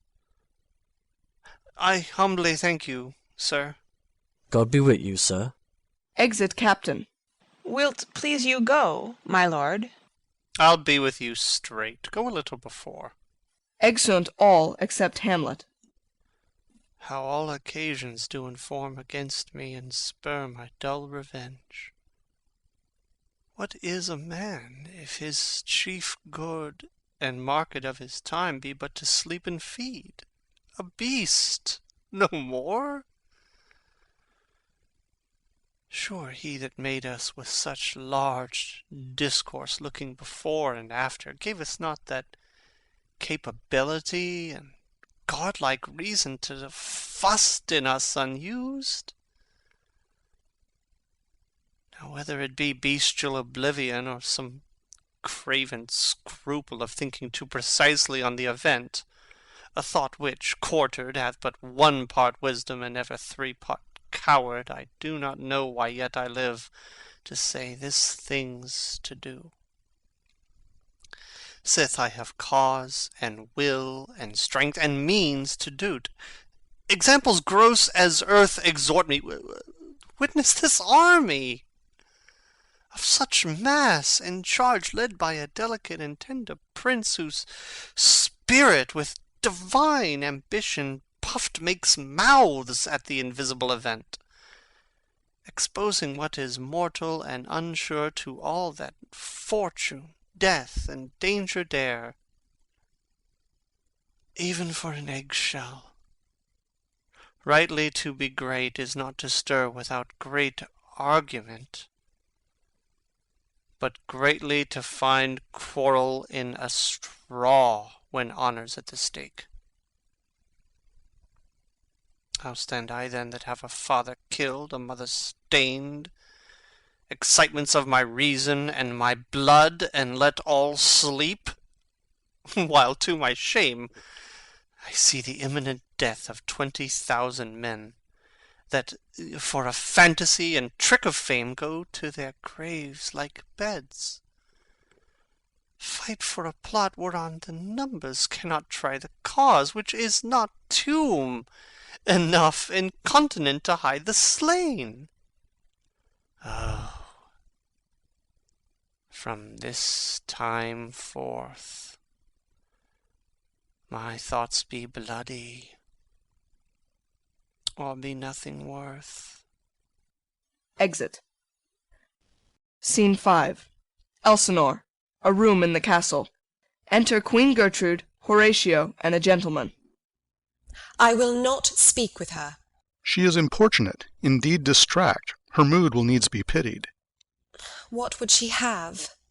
She speaks much of her father, says she hears there's tricks of the world, and hems and beats her heart, spurns enviously at straws, speaks things in doubt that carry but half sense. Her speech is nothing, yet the unshaped use of it doth move the hearers to collection.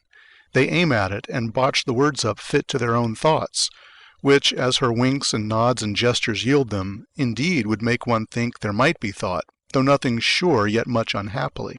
'Twere good she were spoken with, for she may strew dangerous conjectures in ill-breeding minds. Let her come in. Exit Horatio. To my sick soul, as sin's true nature is, each toy seems prologue to some great amiss. So full of artless jealousy is guilt, it spills itself in fearing to be spilt. Re-enter Horatio with Ophelia. Where is the beauteous majesty of Denmark? How now, Ophelia? Sings.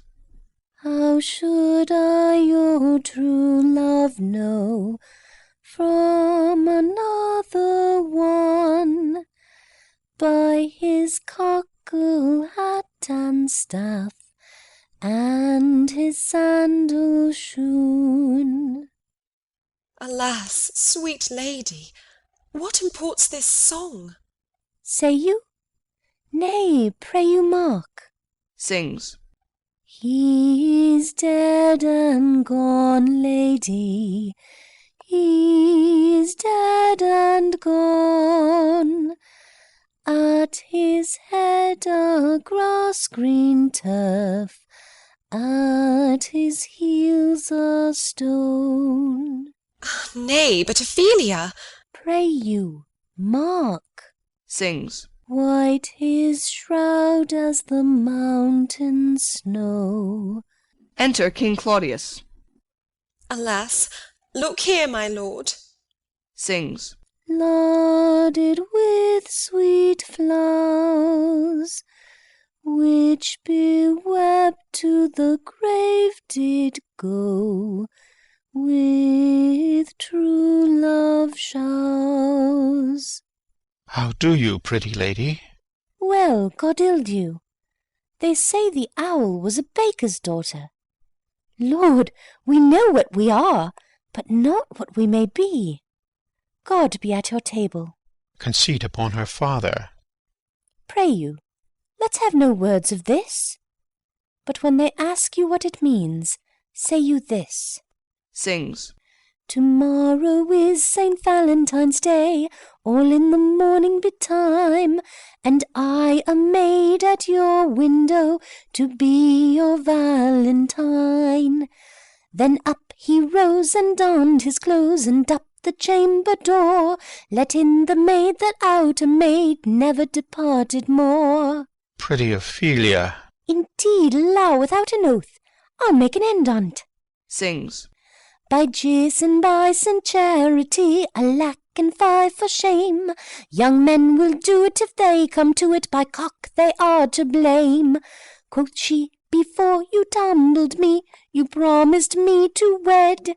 So would I ha' done by yonder sun, and thou hadst not come to my bed.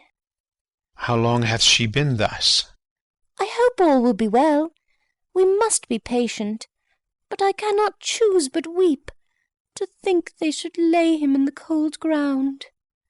My brother shall know of it, and so I thank you for your good counsel. Come, my coach. Good night, ladies. Good night, sweet ladies. Good night. Good night. Exit Ophelia. Follow her close. Give her good watch, I pray you. Exit Horatio. Oh, this is the poison of deep grief. It springs all from her father's death. Oh, Gertrude, Gertrude, when sorrows come, they come not single spies, but in battalions. First her father slain, next your son gone, and he most violent author of his own just remove. The people muddied, thick and unwholesome in their thoughts and whispers for good Polonius's death, and we have done but greenly in hugger-mugger to inter him. Poor Ophelia divided from herself and her fair judgment, without the which we are pictures or mere beasts. Last and as much containing as all these, her brother is in secret come from France, feeds on his wonder, keeps himself in clouds, and wants not buzzers to infect his ear with pestilent speeches of his father's death. Where in necessity of matter beggared will nothing stick our person to arraign in ear and ear. Oh, my dear Gertrude, this, like to a murdering piece, in many places gives me superfluous death. A noise within. Alack, what noise is this? Where are my Switzers? Let them guard the door. Enter another gentleman. What is the matter? Save yourself, my lord. The ocean, overpeering of his list, eats not the flats with more impetuous haste than young Laertes in a riotous head o'erbears your officers. The rabble call him lord, and as the world were now but to begin, antiquity forgot, custom not known, the ratifiers and props of every word, they cry, choose we, Laertes shall be king. Caps, hands, and tongues applaud it to the clouds. Laertes shall be king, Laertes king. How cheerfully on the false trail they cry. Oh, this is counter, you false Danish dogs. The doors are broke. Noise within. Enter Laertes, armed, Danes following. Where is the king? Sirs, stand you all without. No, let us come in. I pray you, give me leave. We will. They retire without the door. I thank you. Keep the door. Oh, thou vile king, give me my father. Calmly, good Laertes. That drop of blood that's calm proclaims me bastard, cries cuckold to my father, brands the harlot even here between the chaste, unsmirched brow of my true mother. What is the cause, Laertes, that thy rebellion looks so giant-like? Let him go, Gertrude. Do not fear our person.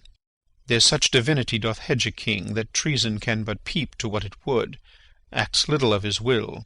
Tell me, Laertes, why thou art thus incensed? Let him go, Gertrude. Speak, man. Where is my father? Dead. But not by him. Let him demand his fill. How came he dead? I'll not be juggled with. To hell allegiance, vows to the blackest devil, conscience and grace to the profoundest pit. I dare damnation. To this point I stand, that both the worlds I give to negligence, let come what comes. Only I'll be revenged most thoroughly for my father. Who shall stay you? My will, not all the world. And for my means I'll husband them so well they shall go far with little. Good Laertes, if you desire to know the certainty of your dear father's death, is't writ in your revenge that swoop-stake you will draw both friend and foe, winner and loser? None but his enemies.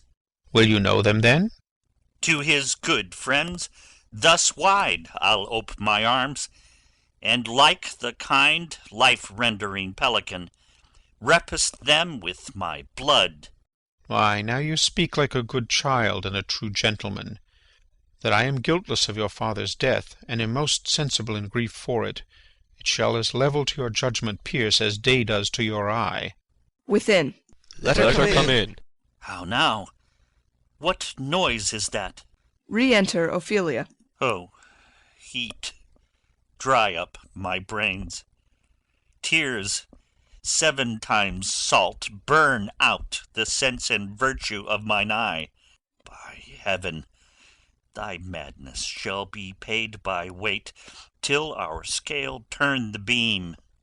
Oh, rose of May, dear maid, kind sister, sweet Ophelia, O heavens, is't possible a young maid's wits should be as moral as an old man's life? Nature is fine in love, and where 'tis fine, it sends some precious instance of itself after the thing it loves. Sings. They bore him barefaced on the bier, hey non nonny nonny, hey nonny, and in his grave rained many a tear. Fare you well, my dove. Hadst thou thy wits, and didst persuade revenge, it could not move thus. Sings. You must sing a down, and you call him a downer. Oh, how the wheel becomes it! It is the false steward that stole his master's daughter. This nothing's more than matter. There's rosemary, that's for remembrance. Pray, love, remember. And there is pansies, That's for thoughts. A document in madness. Thoughts and remembrance fitted. There's fennel for you, and columbines. There's rue for you, and here's some for me. We may call it Herb Grace o' Sundays. Oh, you must wear your rue with a difference. There's a daisy. I would give you some violets, but they withered all when my father died. They say he made a good end. Sings. For bonny sweet Robin is all my joy. Thought and affliction, passion, hell itself. She turns to favour and to prettiness. Sings. And will he not come again? And will he not come again? No, no, he is dead. Go to thy deathbed. He never will come again. His beard was as white as snow, all flaxen was his poll. He is gone, and we cast away moan. God have mercy on his soul. And of all Christian souls, I pray God be with ye. Exit Ophelia. Do you see this, O God? Laertes, I must commune with your grief, or you deny me right. Go but apart, make choice of whom your wisest friends you will, and they shall hear and judge twixt you and me. If by direct or by collateral hand they find us touched, we will our kingdom give, our crown, our life, and all that we can ours to you in satisfaction. But if not, be you content to lend your patience to us, and we shall jointly labour with your soul to give it due content. Let this be so. His means of death, his obscure funeral, no trophy, sword, nor hatchment o'er his bones, no noble rite nor formal ostentation. Cry to be heard, as 'twere from heaven to earth, that I must call't in question. So you shall, and where the offence is, let the great axe fall. I pray you, go with me. Exeunt. Scene 6. Another room in the castle. Enter Horatio and a servant. What are they that would speak with me? Sailors, sir. They say they have letters for you. Let them come in. Exit servant. I do not know from what part of the world I should be greeted, if not from Lord Hamlet. Enter sailors. God bless you, sir. Let him bless thee too. He shall, sir, and please him. There's a letter for you, sir. It comes from the ambassador that was bound for England, if your name be Horatio, as I am to let know it is. Reads. Horatio, when thou shalt have overlooked this, give these fellows some means to the king. They have letters for him. Ere we were 2 days old at sea, a pirate of very warlike appointment gave us chase. Finding ourselves too slow of sail, we put on a compelled valour, and in the grapple I boarded them. On the instant they got clear of our ship, so I alone became their prisoner. They have dealt with me like thieves of mercy, but they knew what they did. I am to do a good turn for them. Let the king have the letters I have sent, and repair thou to me with as much speed as thou wouldst fly death. I have words to speak in thine ear will make thee dumb. Yet they are much too light for the bore of the matter. These good fellows will bring thee where I am. Rosencrantz and Guildenstern hold their course for England. Of them I have much to tell thee. Farewell. He that thou knowest thine, Hamlet. Come, I will make you way for these your letters, and do it the speedier, that you may direct me to him from whom you brought them. Exeunt. Scene 7. Another room in the castle. Enter King Claudius and Laertes. Now must your conscience my acquaintance seal. and you must put me in your heart for friend, sith you have heard, and with a knowing ear, that he which hath your noble father slain pursued my life. It well appears. But tell me why you proceeded not against these feats, so crimeful and so capital in nature, as by your safety, wisdom, all things else, you mainly were stirred up. Oh, for two special reasons, which may to you perhaps seem much unsinewed, but yet to me they are strong. The Queen, his mother, lives almost by his looks, and for myself, my virtue or my plague, be it either which, she's so conjunctive to my life and soul, that as the star moves not but in his sphere, I could not but by her. The other motive, why to a public count I might not go, is the great love the general gender bear him, who, dipping all his faults in their affection, would, like the spring that turneth wood to stone, convert his gyves to graces, so that my arrows, too slightly timbered for so loud a wind, would have reverted to my bow again, and not where I had aimed them. And so have I a noble father lost, a sister driven into desperate terms, whose worth, if praises may go back again, stood challenger on mount of all the age for her perfections. But my revenge will come.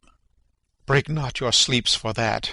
You must not think that we are made of stuff so flat and dull that we can let our beard be shook with danger and think it pastime. You shortly shall hear more. I loved your father, and we love ourself, and that, I hope, will teach you to imagine— Enter a messenger. How now? What news? Letters, my lord, from Hamlet. This to your majesty, this to the queen. From Hamlet? Who brought them? Sailors, my lord, they say. I saw them not. They were given me by Claudio. He received them of him that brought them. Laertes, you shall hear them. Leave us. Exit messenger. Reads. High and mighty, you shall know I am set naked on your kingdom. Tomorrow shall I beg leave to see your kingly eyes, when I shall, first asking your pardon thereunto, recount the occasion of my sudden and more strange return. Hamlet. What should this mean? Are all the rest come back, or is it some abuse and no such thing? Know you the hand? 'Tis Hamlet's character, naked, and in a postscript here he says, alone. Can you advise me? I'm lost in it, my lord, but let him come. It warms the very sickness in my heart, that I shall live and tell him to his teeth, thus didst thou. If it be so, Laertes, as how should it be so, how otherwise? Will you be ruled by me? Ay, my lord. So you will not o'errule me to a peace. To thine own peace. If he be now returned, as checking at his voyage, and that he means no more to undertake it, I will work him to an exploit, now ripe in my device, under the which he shall not choose but fall. And for his death no wind of blame shall breathe, but even his mother shall uncharge the practice and call it accident. My lord, I will be ruled. The rather, if you could devise it so that I might be the organ. It falls right. You have been talked of since your travel much, and that in Hamlet's hearing, for a quality wherein they say you shine. Your sum of parts did not together pluck such envy from him as did that one, and that in my regard of the unworthiest siege. What part is that, my lord?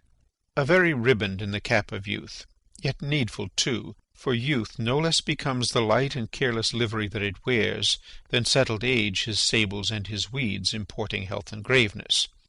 2 months since, here was a gentleman of Normandy. I've seen myself and served against the French, and they can well on horseback. But this gallant had witchcraft in it.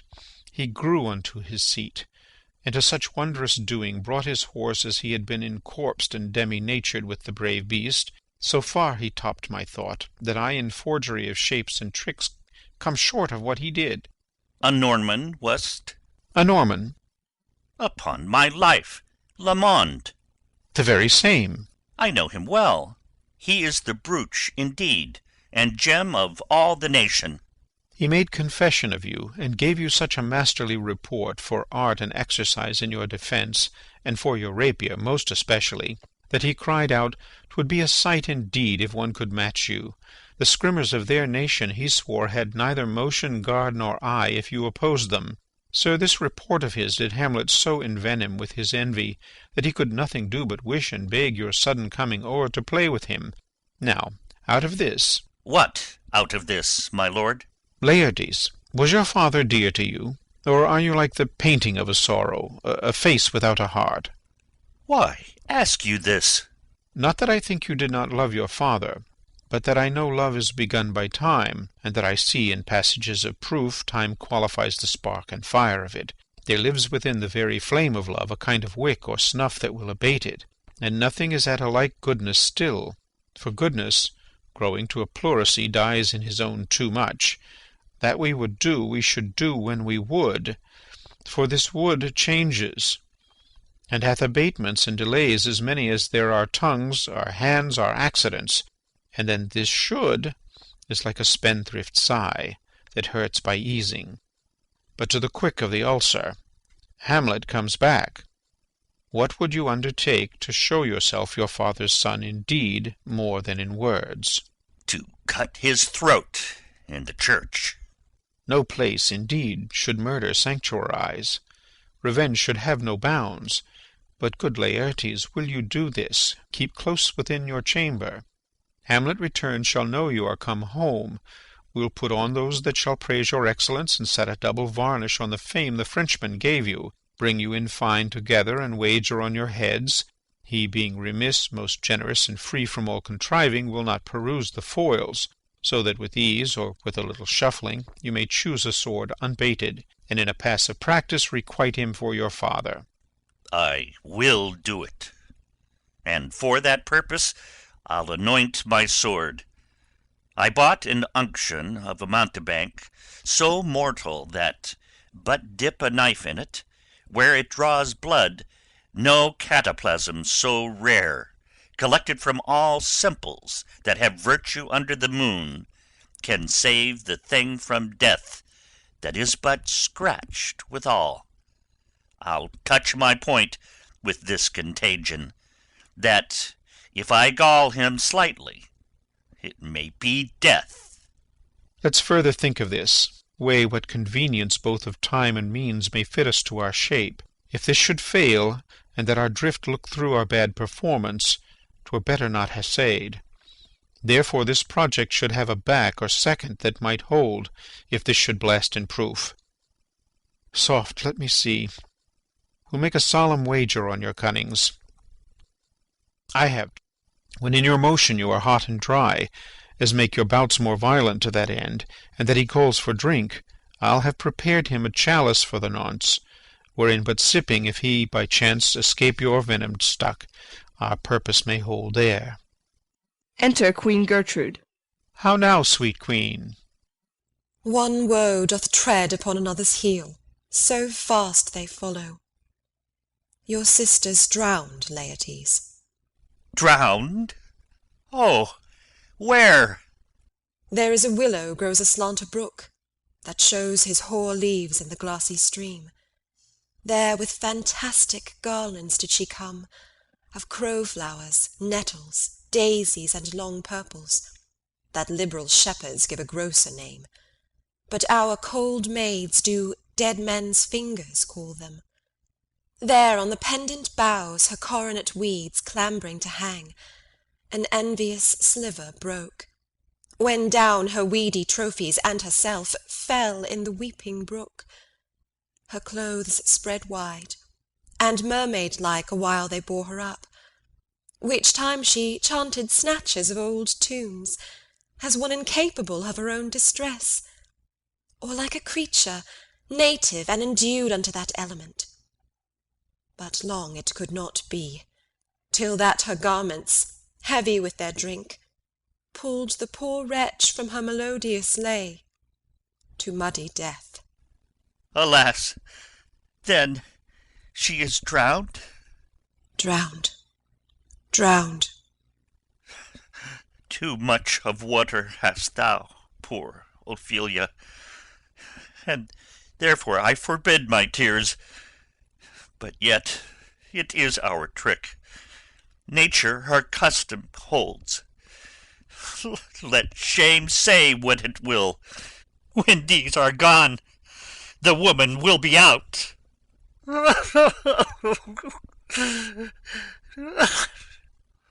Adieu, my lord. I have a speech of fire that fain would blaze, but that this folly doubts it. Exit Laertes. Let's follow, Gertrude. How much I had to do to calm his rage. Now fear I this will give it start again. Therefore let's follow. Exeunt. End of Act 4. Act 5, Scene 1. A churchyard. Enter two clowns with spades, etc. Is she to be buried in Christian burial that wilfully seeks her own salvation? I tell thee she is, so make her grave straight. The crowner hath sat on her and finds it Christian burial. How can that be, unless she drowned herself in her own defence? Why, 'tis found so. It must be se offendendo. It cannot be else. For here lies the point. If I drown myself wittingly, it argues an act, and an act hath three branches. It is to act, to do, to perform. Argal, she drowned herself wittingly. Nay, but hear you, goodman Delver. Give me leave. Here lies water. Good. Here stands the man. Good. If the man go to this water and drown himself, it is, will he, nil he. He goes. Mark you that. But if the water come to him and drown him, he drowns not himself. Argal, he that is not guilty of his own death shortens not his own life. But is this law? Ay, marry ist, crowner's quest law. Will you have the truth on't? If this had not been a gentlewoman, she should have been buried out of Christian burial. Why, there thou sayest, and that more pity that great folk should have countenance in this world to drown or hang themselves, more than they're even Christian. Come, my spade, there is no ancient gentleman but gardeners, ditchers, and grave-makers. They hold up Adam's profession. Was he a gentleman? He was the first that ever bore arms. Why, he had none. What? Art a heathen? How dost thou understand the Scripture? The Scripture says, Adam digged. Could he dig without arms? If you answerest me not to the purpose, confess thyself. Go to. What is he that builds stronger than either the mason, the shipwright, or the carpenter? A gallows maker, for that frame outlives 1,000 tenants. I like thy wit well, in good faith. The gallows does well, but how does it well? It does well to those that do in.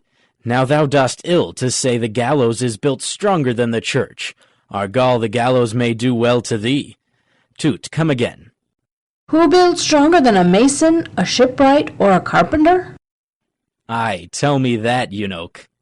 Marry, now I can tell. Toot. Mass, I cannot tell. Enter Hamlet and Horatio, at a distance. Cudgel thy brains no more about it, for your dull ass will not mend his pace with beating, and when you are asked this question next, say, a grave maker. The houses that he makes last till doomsday. Go, get thee to Johann, fetch me a stoup of liquor. Exit second clown. First clown digs and sings.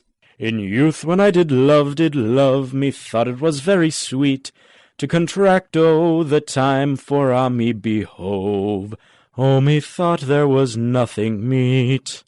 Has this fellow no feeling of his business, that he sings grave-making?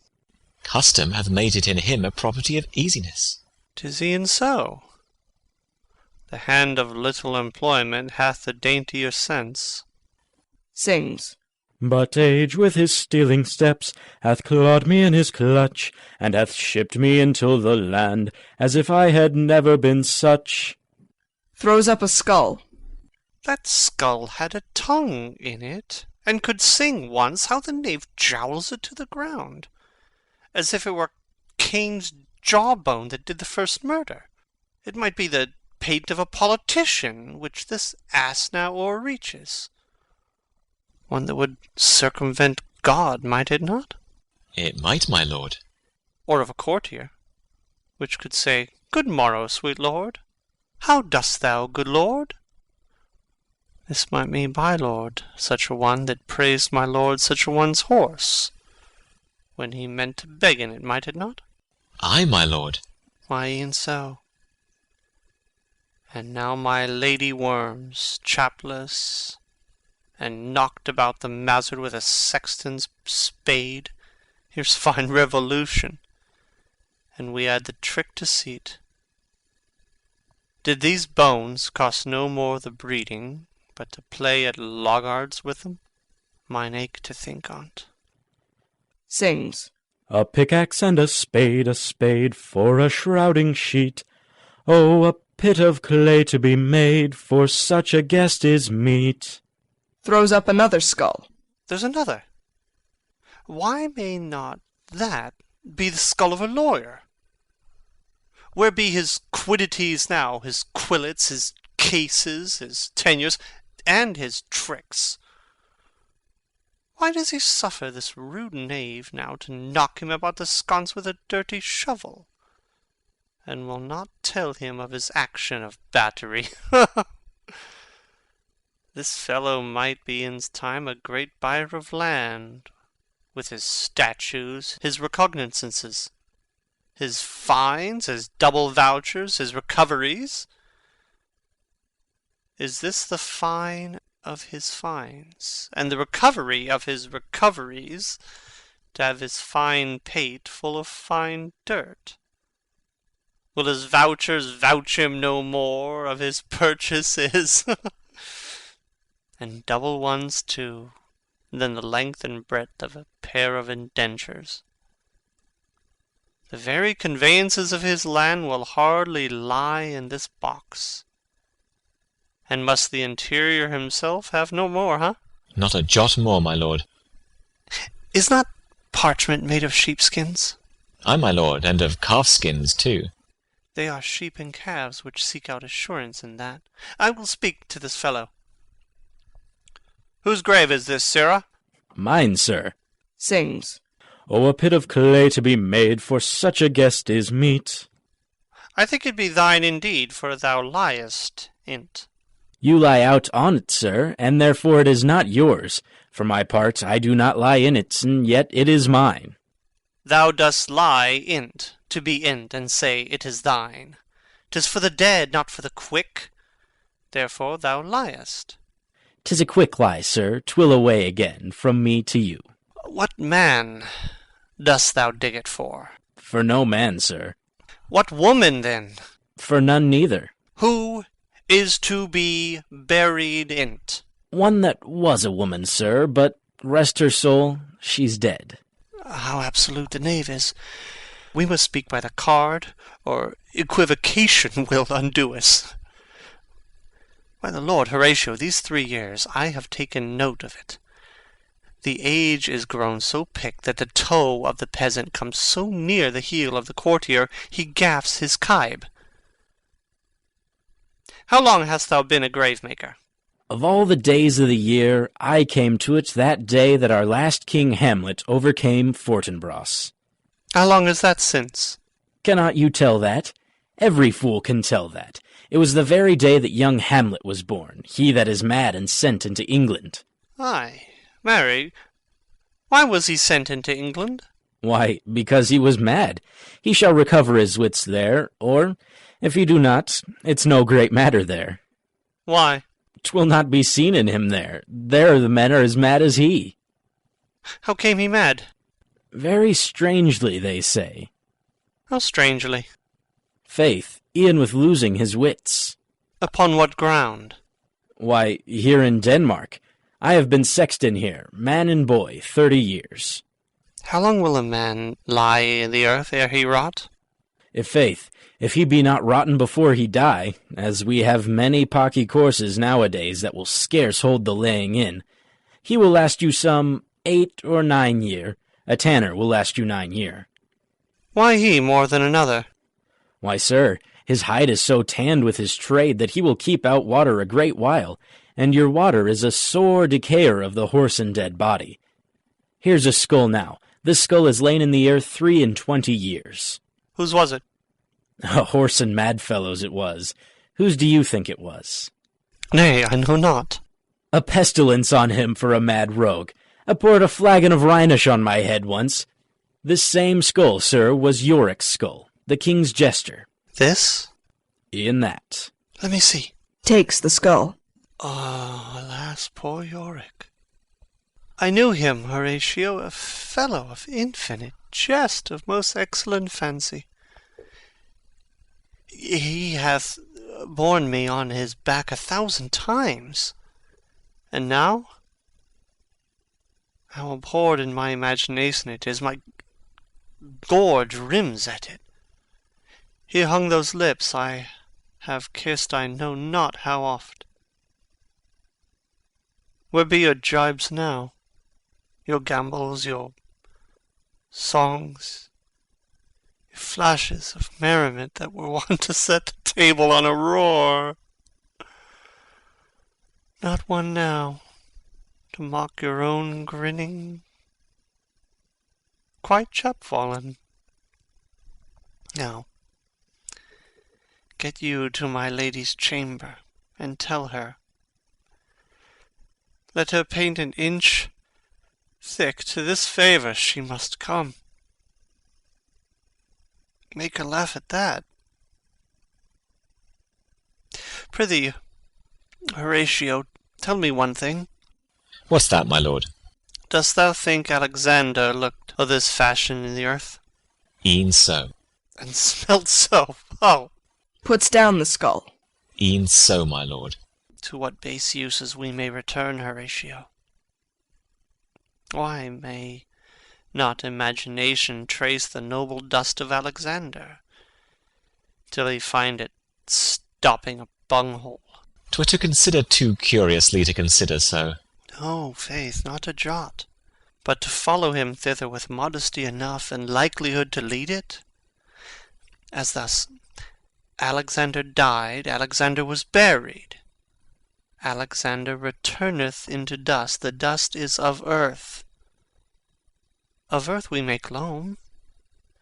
And why of that loam, whereto he was converted, might they not stop a beer barrel? Imperious Caesar, dead, turned to clay, might stop a hole to keep the wind away. Oh, that earth, which kept the world in awe, should patch a wall to expel the winter flaw. Soft, but soft aside, here comes the king. Enter priest, etc. in procession. The corpse of Ophelia, Laertes, and mourners following. King Claudius, Queen Gertrude, their trains, etc. The queen, the courtiers, who is they follow? And with such maimed rites, this doth betoken the course they follow did with desperate hand fordo its own life. 'Twas of some estate. Couch we a while and mark. Retiring with Horatio. What ceremony else? That is Laertes, a very noble youth. Mark. Her obsequies have been as far enlarged as we have warranties. Her death was doubtful. And, but that great command o'ersways the order, she should in ground unsanctified have lodged till the last trumpet. For charitable prayers, shards, flints and pebbles should be thrown on her. Yet here she is allowed her virgin rites, her maiden instruments, and the bringing home of bell and burial. Must there no more be done? No more be done. We should profane the service of the dead to sing a requiem and such rest to her as to peace-parted souls. Lay her in the earth, and from her fair and unpolluted flesh may violets spring. I tell thee, churlish priest, a ministering angel shall my sister be when thou liest howling. What's a fair Ophelia? Sweets to the sweet, farewell. Scattering flowers. I hoped thou shouldst have been my Hamlet's wife. I thought thy bride bed to have decked, sweet maid, and not have strewed thy grave.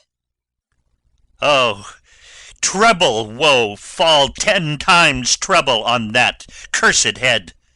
whose wicked deed thy most ingenious sense deprived thee of.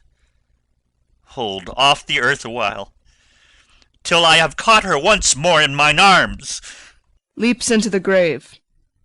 Now pile your dust upon the quick end, dead, till of this flat a mountain you have made, to o'ertop old Pelion, or the skyish head of blue Olympus.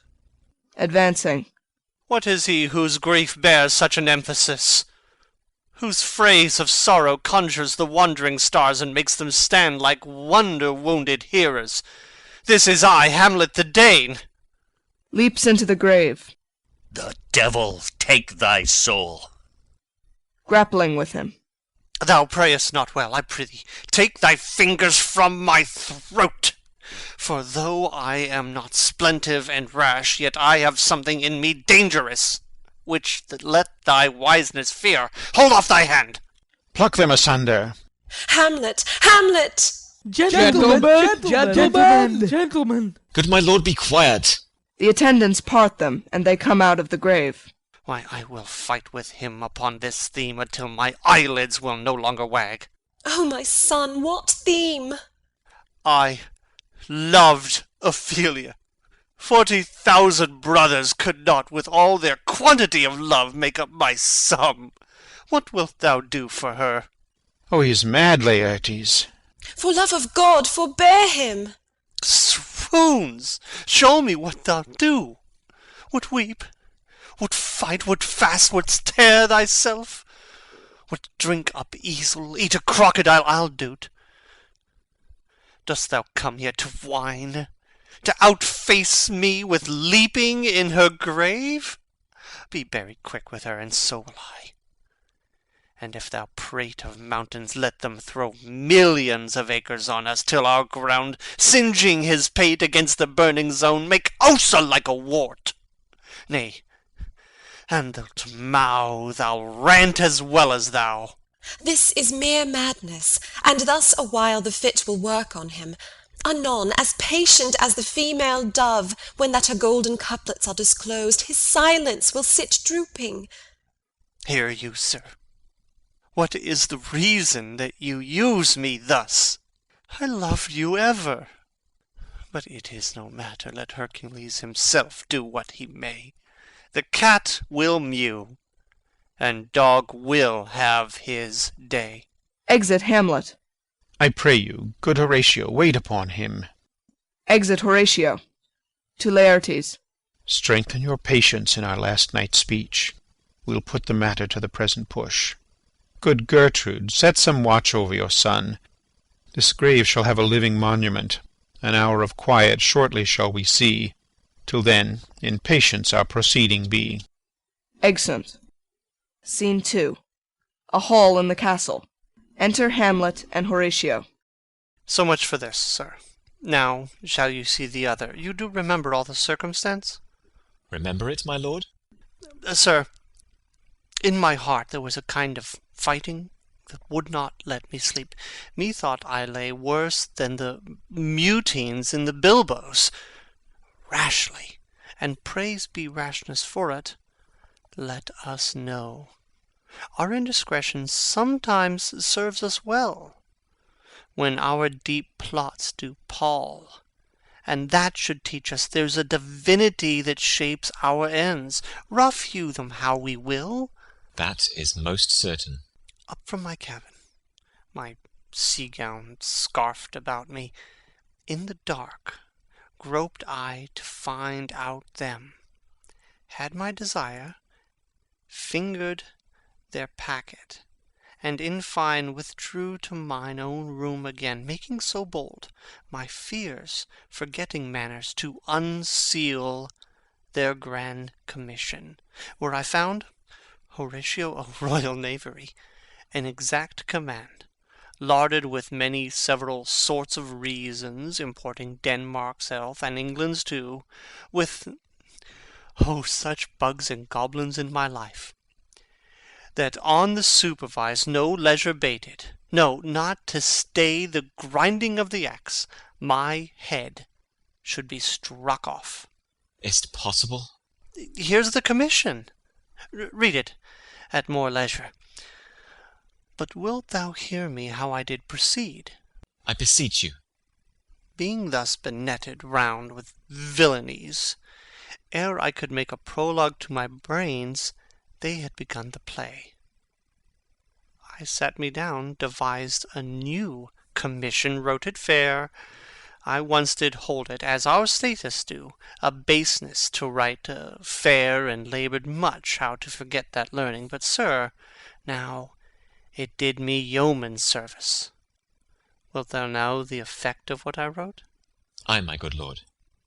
An earnest conjuration from the king, as England was his faithful tributary, as love between them like the palm might flourish, as peace should stiff her wheaten garland wear, and stand a comma atween their amities, and many such like asses of great charge, that on the view and knowing of these contents, without abatement further, more or less, he should the bearers put to sudden death, no shriving time allowed. How is this sealed? Why, even in that was heaven ordinant. I had my father's signet in my purse, which was the model of that Danish seal. Folded the writ up in form of the other, scribed it, gave it the impression, placed it safely, the changeling never known. Now the next day was our sea fight, and what to this was sequenced thou know'st already. So Guildenstern and Rosencrantz go to it. Ay, man, they did make love to this employment. They are not near my conscience. Their defeat does by their own insinuation grow. 'Tis dangerous when the baser nature comes between the pass and fell incensed points of mighty opposites. Why, what a king is this? Does it not, thinks thee, stand me now upon? He that hath killed my king and whored my mother, popped in between the election and my hopes, thrown out his angle for my proper life, and with such cozenage, is not the perfect conscience to quit him with this arm? And is not to be damned to let this canker of our nature come in further evil? It must be shortly known to him from England what is the issue of the business there. It will be short. The interim is mine, and a man's life no more than to say one. But I am very sorry, good Horatio, that to Laertes I forgot myself. For by the image of my cause I see the portraiture of his. I'll court his favours, but sure the bravery of his grief did put me into a towering passion. Peace! Who comes here? Enter Osric. Your lordship is right welcome back to Denmark. I humbly thank you, sir. Dost know this Wanderfly? No, my good lord. Thy state is the more gracious, for 'tis a vice to know him. He hath much land and fertile. That a beast be lord of beasts, and his crib shall stand at the king's mess. 'Tis a show, but, as I say, spacious in the possession of dirt. Sweet lord, if your lordship were at leisure, I should impart a thing to you from his majesty. I will receive it, sir, with all diligence of spirit. Put your bonnet to his right use, 'tis for the head. I thank your lordship. It is very hot. No, believe me, 'tis very cold, the wind is northerly. It is indifferent cold, my lord, indeed. But yet methinks it is very sultry and hot for my complexion. Exceedingly, my lord. It is very sultry, as it were. I cannot tell how. But, my lord, his majesty bade me signify to you that he has laid a great wager on your head. Sir, this is the matter. I beseech you, remember... Hamlet moves him to put on his hat. Nay, good my lord, for mine ease, in good faith. Sir, here is newly come to court Laertes, believe me, an absolute gentleman, full of most excellent differences, of very soft society, and great showing. Indeed, to speak feelingly of him, he is the card or calendar of gentry, for you shall find in him the continent of what part a gentleman would see. Sir, his definement suffers no perdition in you, though I know to divide him inventorially would dizzy the arithmetic of memory, and yet by yaw neither, in respect of his quick sail. But in the verity of extolment I take him to be a soul of great article, and his infusion of such dearth and rareness as, to make true diction of him, his semblance is his mirror, and who else would trace him his umbrage, nothing more. Your lordship speaks most infallibly of him. The concernacy, sir, why do we wrap the gentleman in our more rawer breath? Sir? It's not possible to understand in another tongue. You will do it, sir, really. What imports the nomination of this gentleman? Of Laertes. His purse is empty already. All's golden words are spent. Of him, sir. I know you are not ignorant.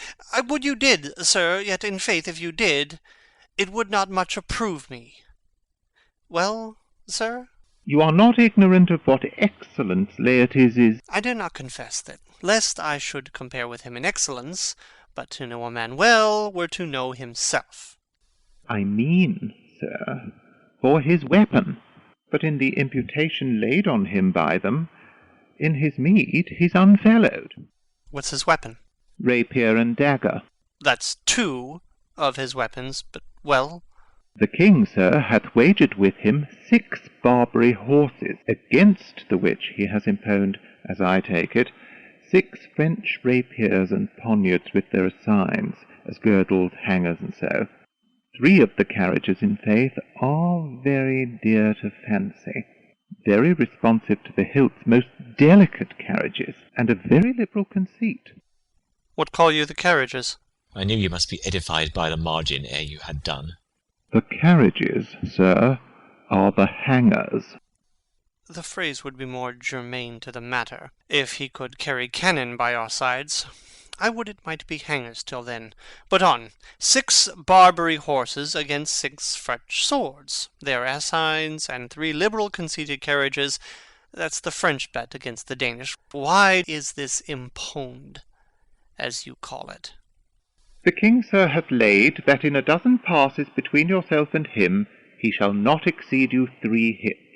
He hath laid on 12 for 9, and it would come to immediate trial if your lordship would vouchsafe the answer.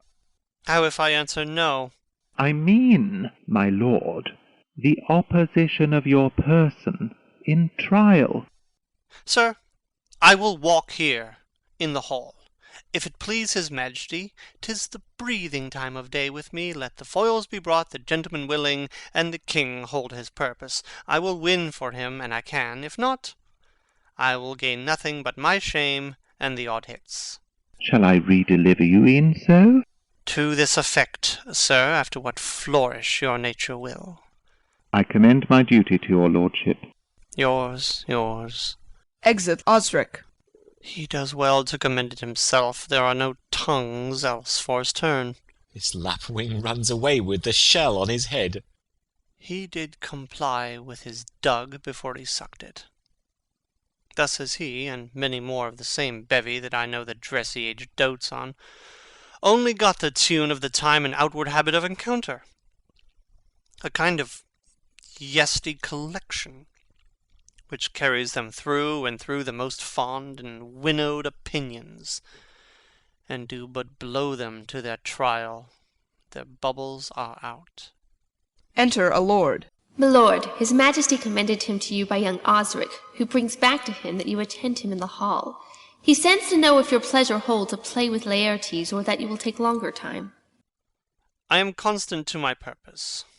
They follow the king's pleasure. If his fitness speaks, mine is ready, now or whensoever, provided I be so able as now. The king and queen and all are coming down. In happy time. The queen desires you to use some gentle entertainment to Laertes before you fall to play. She well instructs me. Exit lord. You will lose this wager, my lord.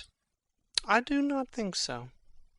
Since he went into France, I have been in continual practice. I shall win at the odds. But thou wouldst not think how ill all's here about my heart. But it is no matter. Nay, good my lord. It is but foolery. But it is such a kind of gain-giving as would perhaps trouble a woman. If your mind dislike anything, obey it. I will forestall their repair hither, and say you are not fit. Not a whit. We defy augury. There's a special providence in the fall of a sparrow. If it be now, 'tis not to come. If it be not come, it will be now. If it be not now, yet it will come. The readiness is all. Since no man has aught of what he leaves, what is't to leave betimes? Enter King Claudius, Queen Gertrude, Laertes, lords, Osric, and attendants with foils, etc. Come, Hamlet, come, and take this hand from me. King Claudius puts Laertes' hand into Hamlet's. Give me your pardon, sir. I've done you wrong, but pardoned, as you are a gentleman, the presence knows. And you must needs have heard how I am punished with sore distraction. What I have done, that might your nature, honour, and exception roughly awake, I here proclaim was madness. Was't Hamlet wronged Laertes? Never Hamlet. If Hamlet from himself be ta'en away, and when he's not himself does wrong Laertes, then Hamlet does it not. Hamlet denies it. Who does it then? 'Tis madness. If it be so, Hamlet is of the faction that is wrong. His madness is poor Hamlet's enemy. Sir, in this audience, let my disclaiming from a purposed evil free me so far in your most generous thoughts, that I have shot mine arrow o'er the house, and hurt my brother. I am satisfied in nature, whose motive, in this case, should stir me most to my revenge. But in my terms of honour I stand aloof, and will no reconcilement, till by some elder masters of known honour I have a voice and precedent of peace, to keep my name ungored. But till that time I do receive your offered love like love, and will not wrong it. I embrace it freely, and will this brother's wager frankly play. Give us the foils. Come on. Come, one for me. I'll be your foil, Laertes. In mine ignorance your skill shall, like a star in the darkest night, stick fiery off indeed. You mock me, sir. No, by this hand. Give them the foils, young Osric. Cousin Hamlet, you know the wager. Very well, my lord. Your grace hath laid the odds o' the weaker side. I do not fear it. I have seen you both. But since he is bettered, we have therefore odds. This is too heavy. Let me see another. Slikes me well. These foils have all a length. Ay, my good lord. Set me the stoups of wine upon that table. If Hamlet give the first or second hit, or quit in answer of the third exchange, let all the battlements their ordnance fire. The king shall drink to Hamlet's better breath, and in the cup an union shall he throw, richer than that which 4 successive kings in Denmark's crown have worn. Give me the cups, and let the kettle to the trumpet speak, the trumpet to the cannoneer without, the cannons to the heavens to earth. Now the king dunks to Hamlet. Come, begin, and you the judges bear a wary eye. Come on, sir. Come, my lord. They play. 1. No. Judgment. A hit. A very palpable hit. Well, again. Stay, give me drink. Hamlet, this pearl is thine. Here's to thy health. Trumpets sound, and cannon shout off within. Give him the cup. I'll play this bout first. Set it by a while. Come. They play. Another hit. What say you? A touch. A touch, I do confess. Our son shall win. He's fat and scant of breath. Here, Hamlet, take my napkin, rub thy brows. The queen carouses to thy fortune, Hamlet. Good madam. Gertrude, do not drink. I will, my lord. I pray you pardon me. Aside. It is the poisoned cup. It is too late. I dare not drink yet, madam, by and by. Come, let me wipe thy face. My lord, I'll hit him now. I do not think't. Aside. And yet 'tis almost against my conscience. Come, for the third. Laertes, you do but dally. I pray you pass with your best violence. I am afeard you make a wanton of me. Say you so? Come, on. They play. Nothing neither way. Have at you now. Laertes wounds Hamlet. Then in scuffling they change rapiers, and Hamlet wounds Laertes. Part them, they are incensed. Nay, come again. Queen Gertrude falls. Look to the queen there, ho! They bleed on both sides. How is't, my lord? How is't, Laertes? Why, as a woodcock to mine own springe, Osric. I am justly killed with mine own treachery. How does the queen? She swoons to see them bleed. No, no. The drink, the drink. Oh, my dear Hamlet. The drink, the drink. I am poisoned. Dies. Oh, villainy! Oh! Let the door be locked! Treachery! Seek it out! It is here. Hamlet, thou art slain. No medicine in the world can do thee good. In thee there is not half an hour of life. The treacherous instrument is in thy hand, unbaited and envenomed. Foul practice has turned itself on me. Lo, here I lie, never to rise again. Thy mother's poisoned. I can no more. The king's to blame. The point? Envenomed too? Then venom to thy work! Stabs King Claudius. Treason! Treason! Treason! Oh, yet defend me, friends. I am but hurt. Here, thou incestuous, murderous, damned Dane, drink off this potion. Is thy union here? Follow my mother. King Claudius dies. He is justly served. It is a poison tempered by himself. Exchange forgiveness with me, noble Hamlet. Mine and my father's death come not upon thee, nor thine on me. Dies. Heaven make thee free of it. Oh, I follow thee. I am dead, Horatio. Oh, wretched queen, adieu. You that look pale and tremble at this chance, so that are but mutes or audience to this act, had I but time.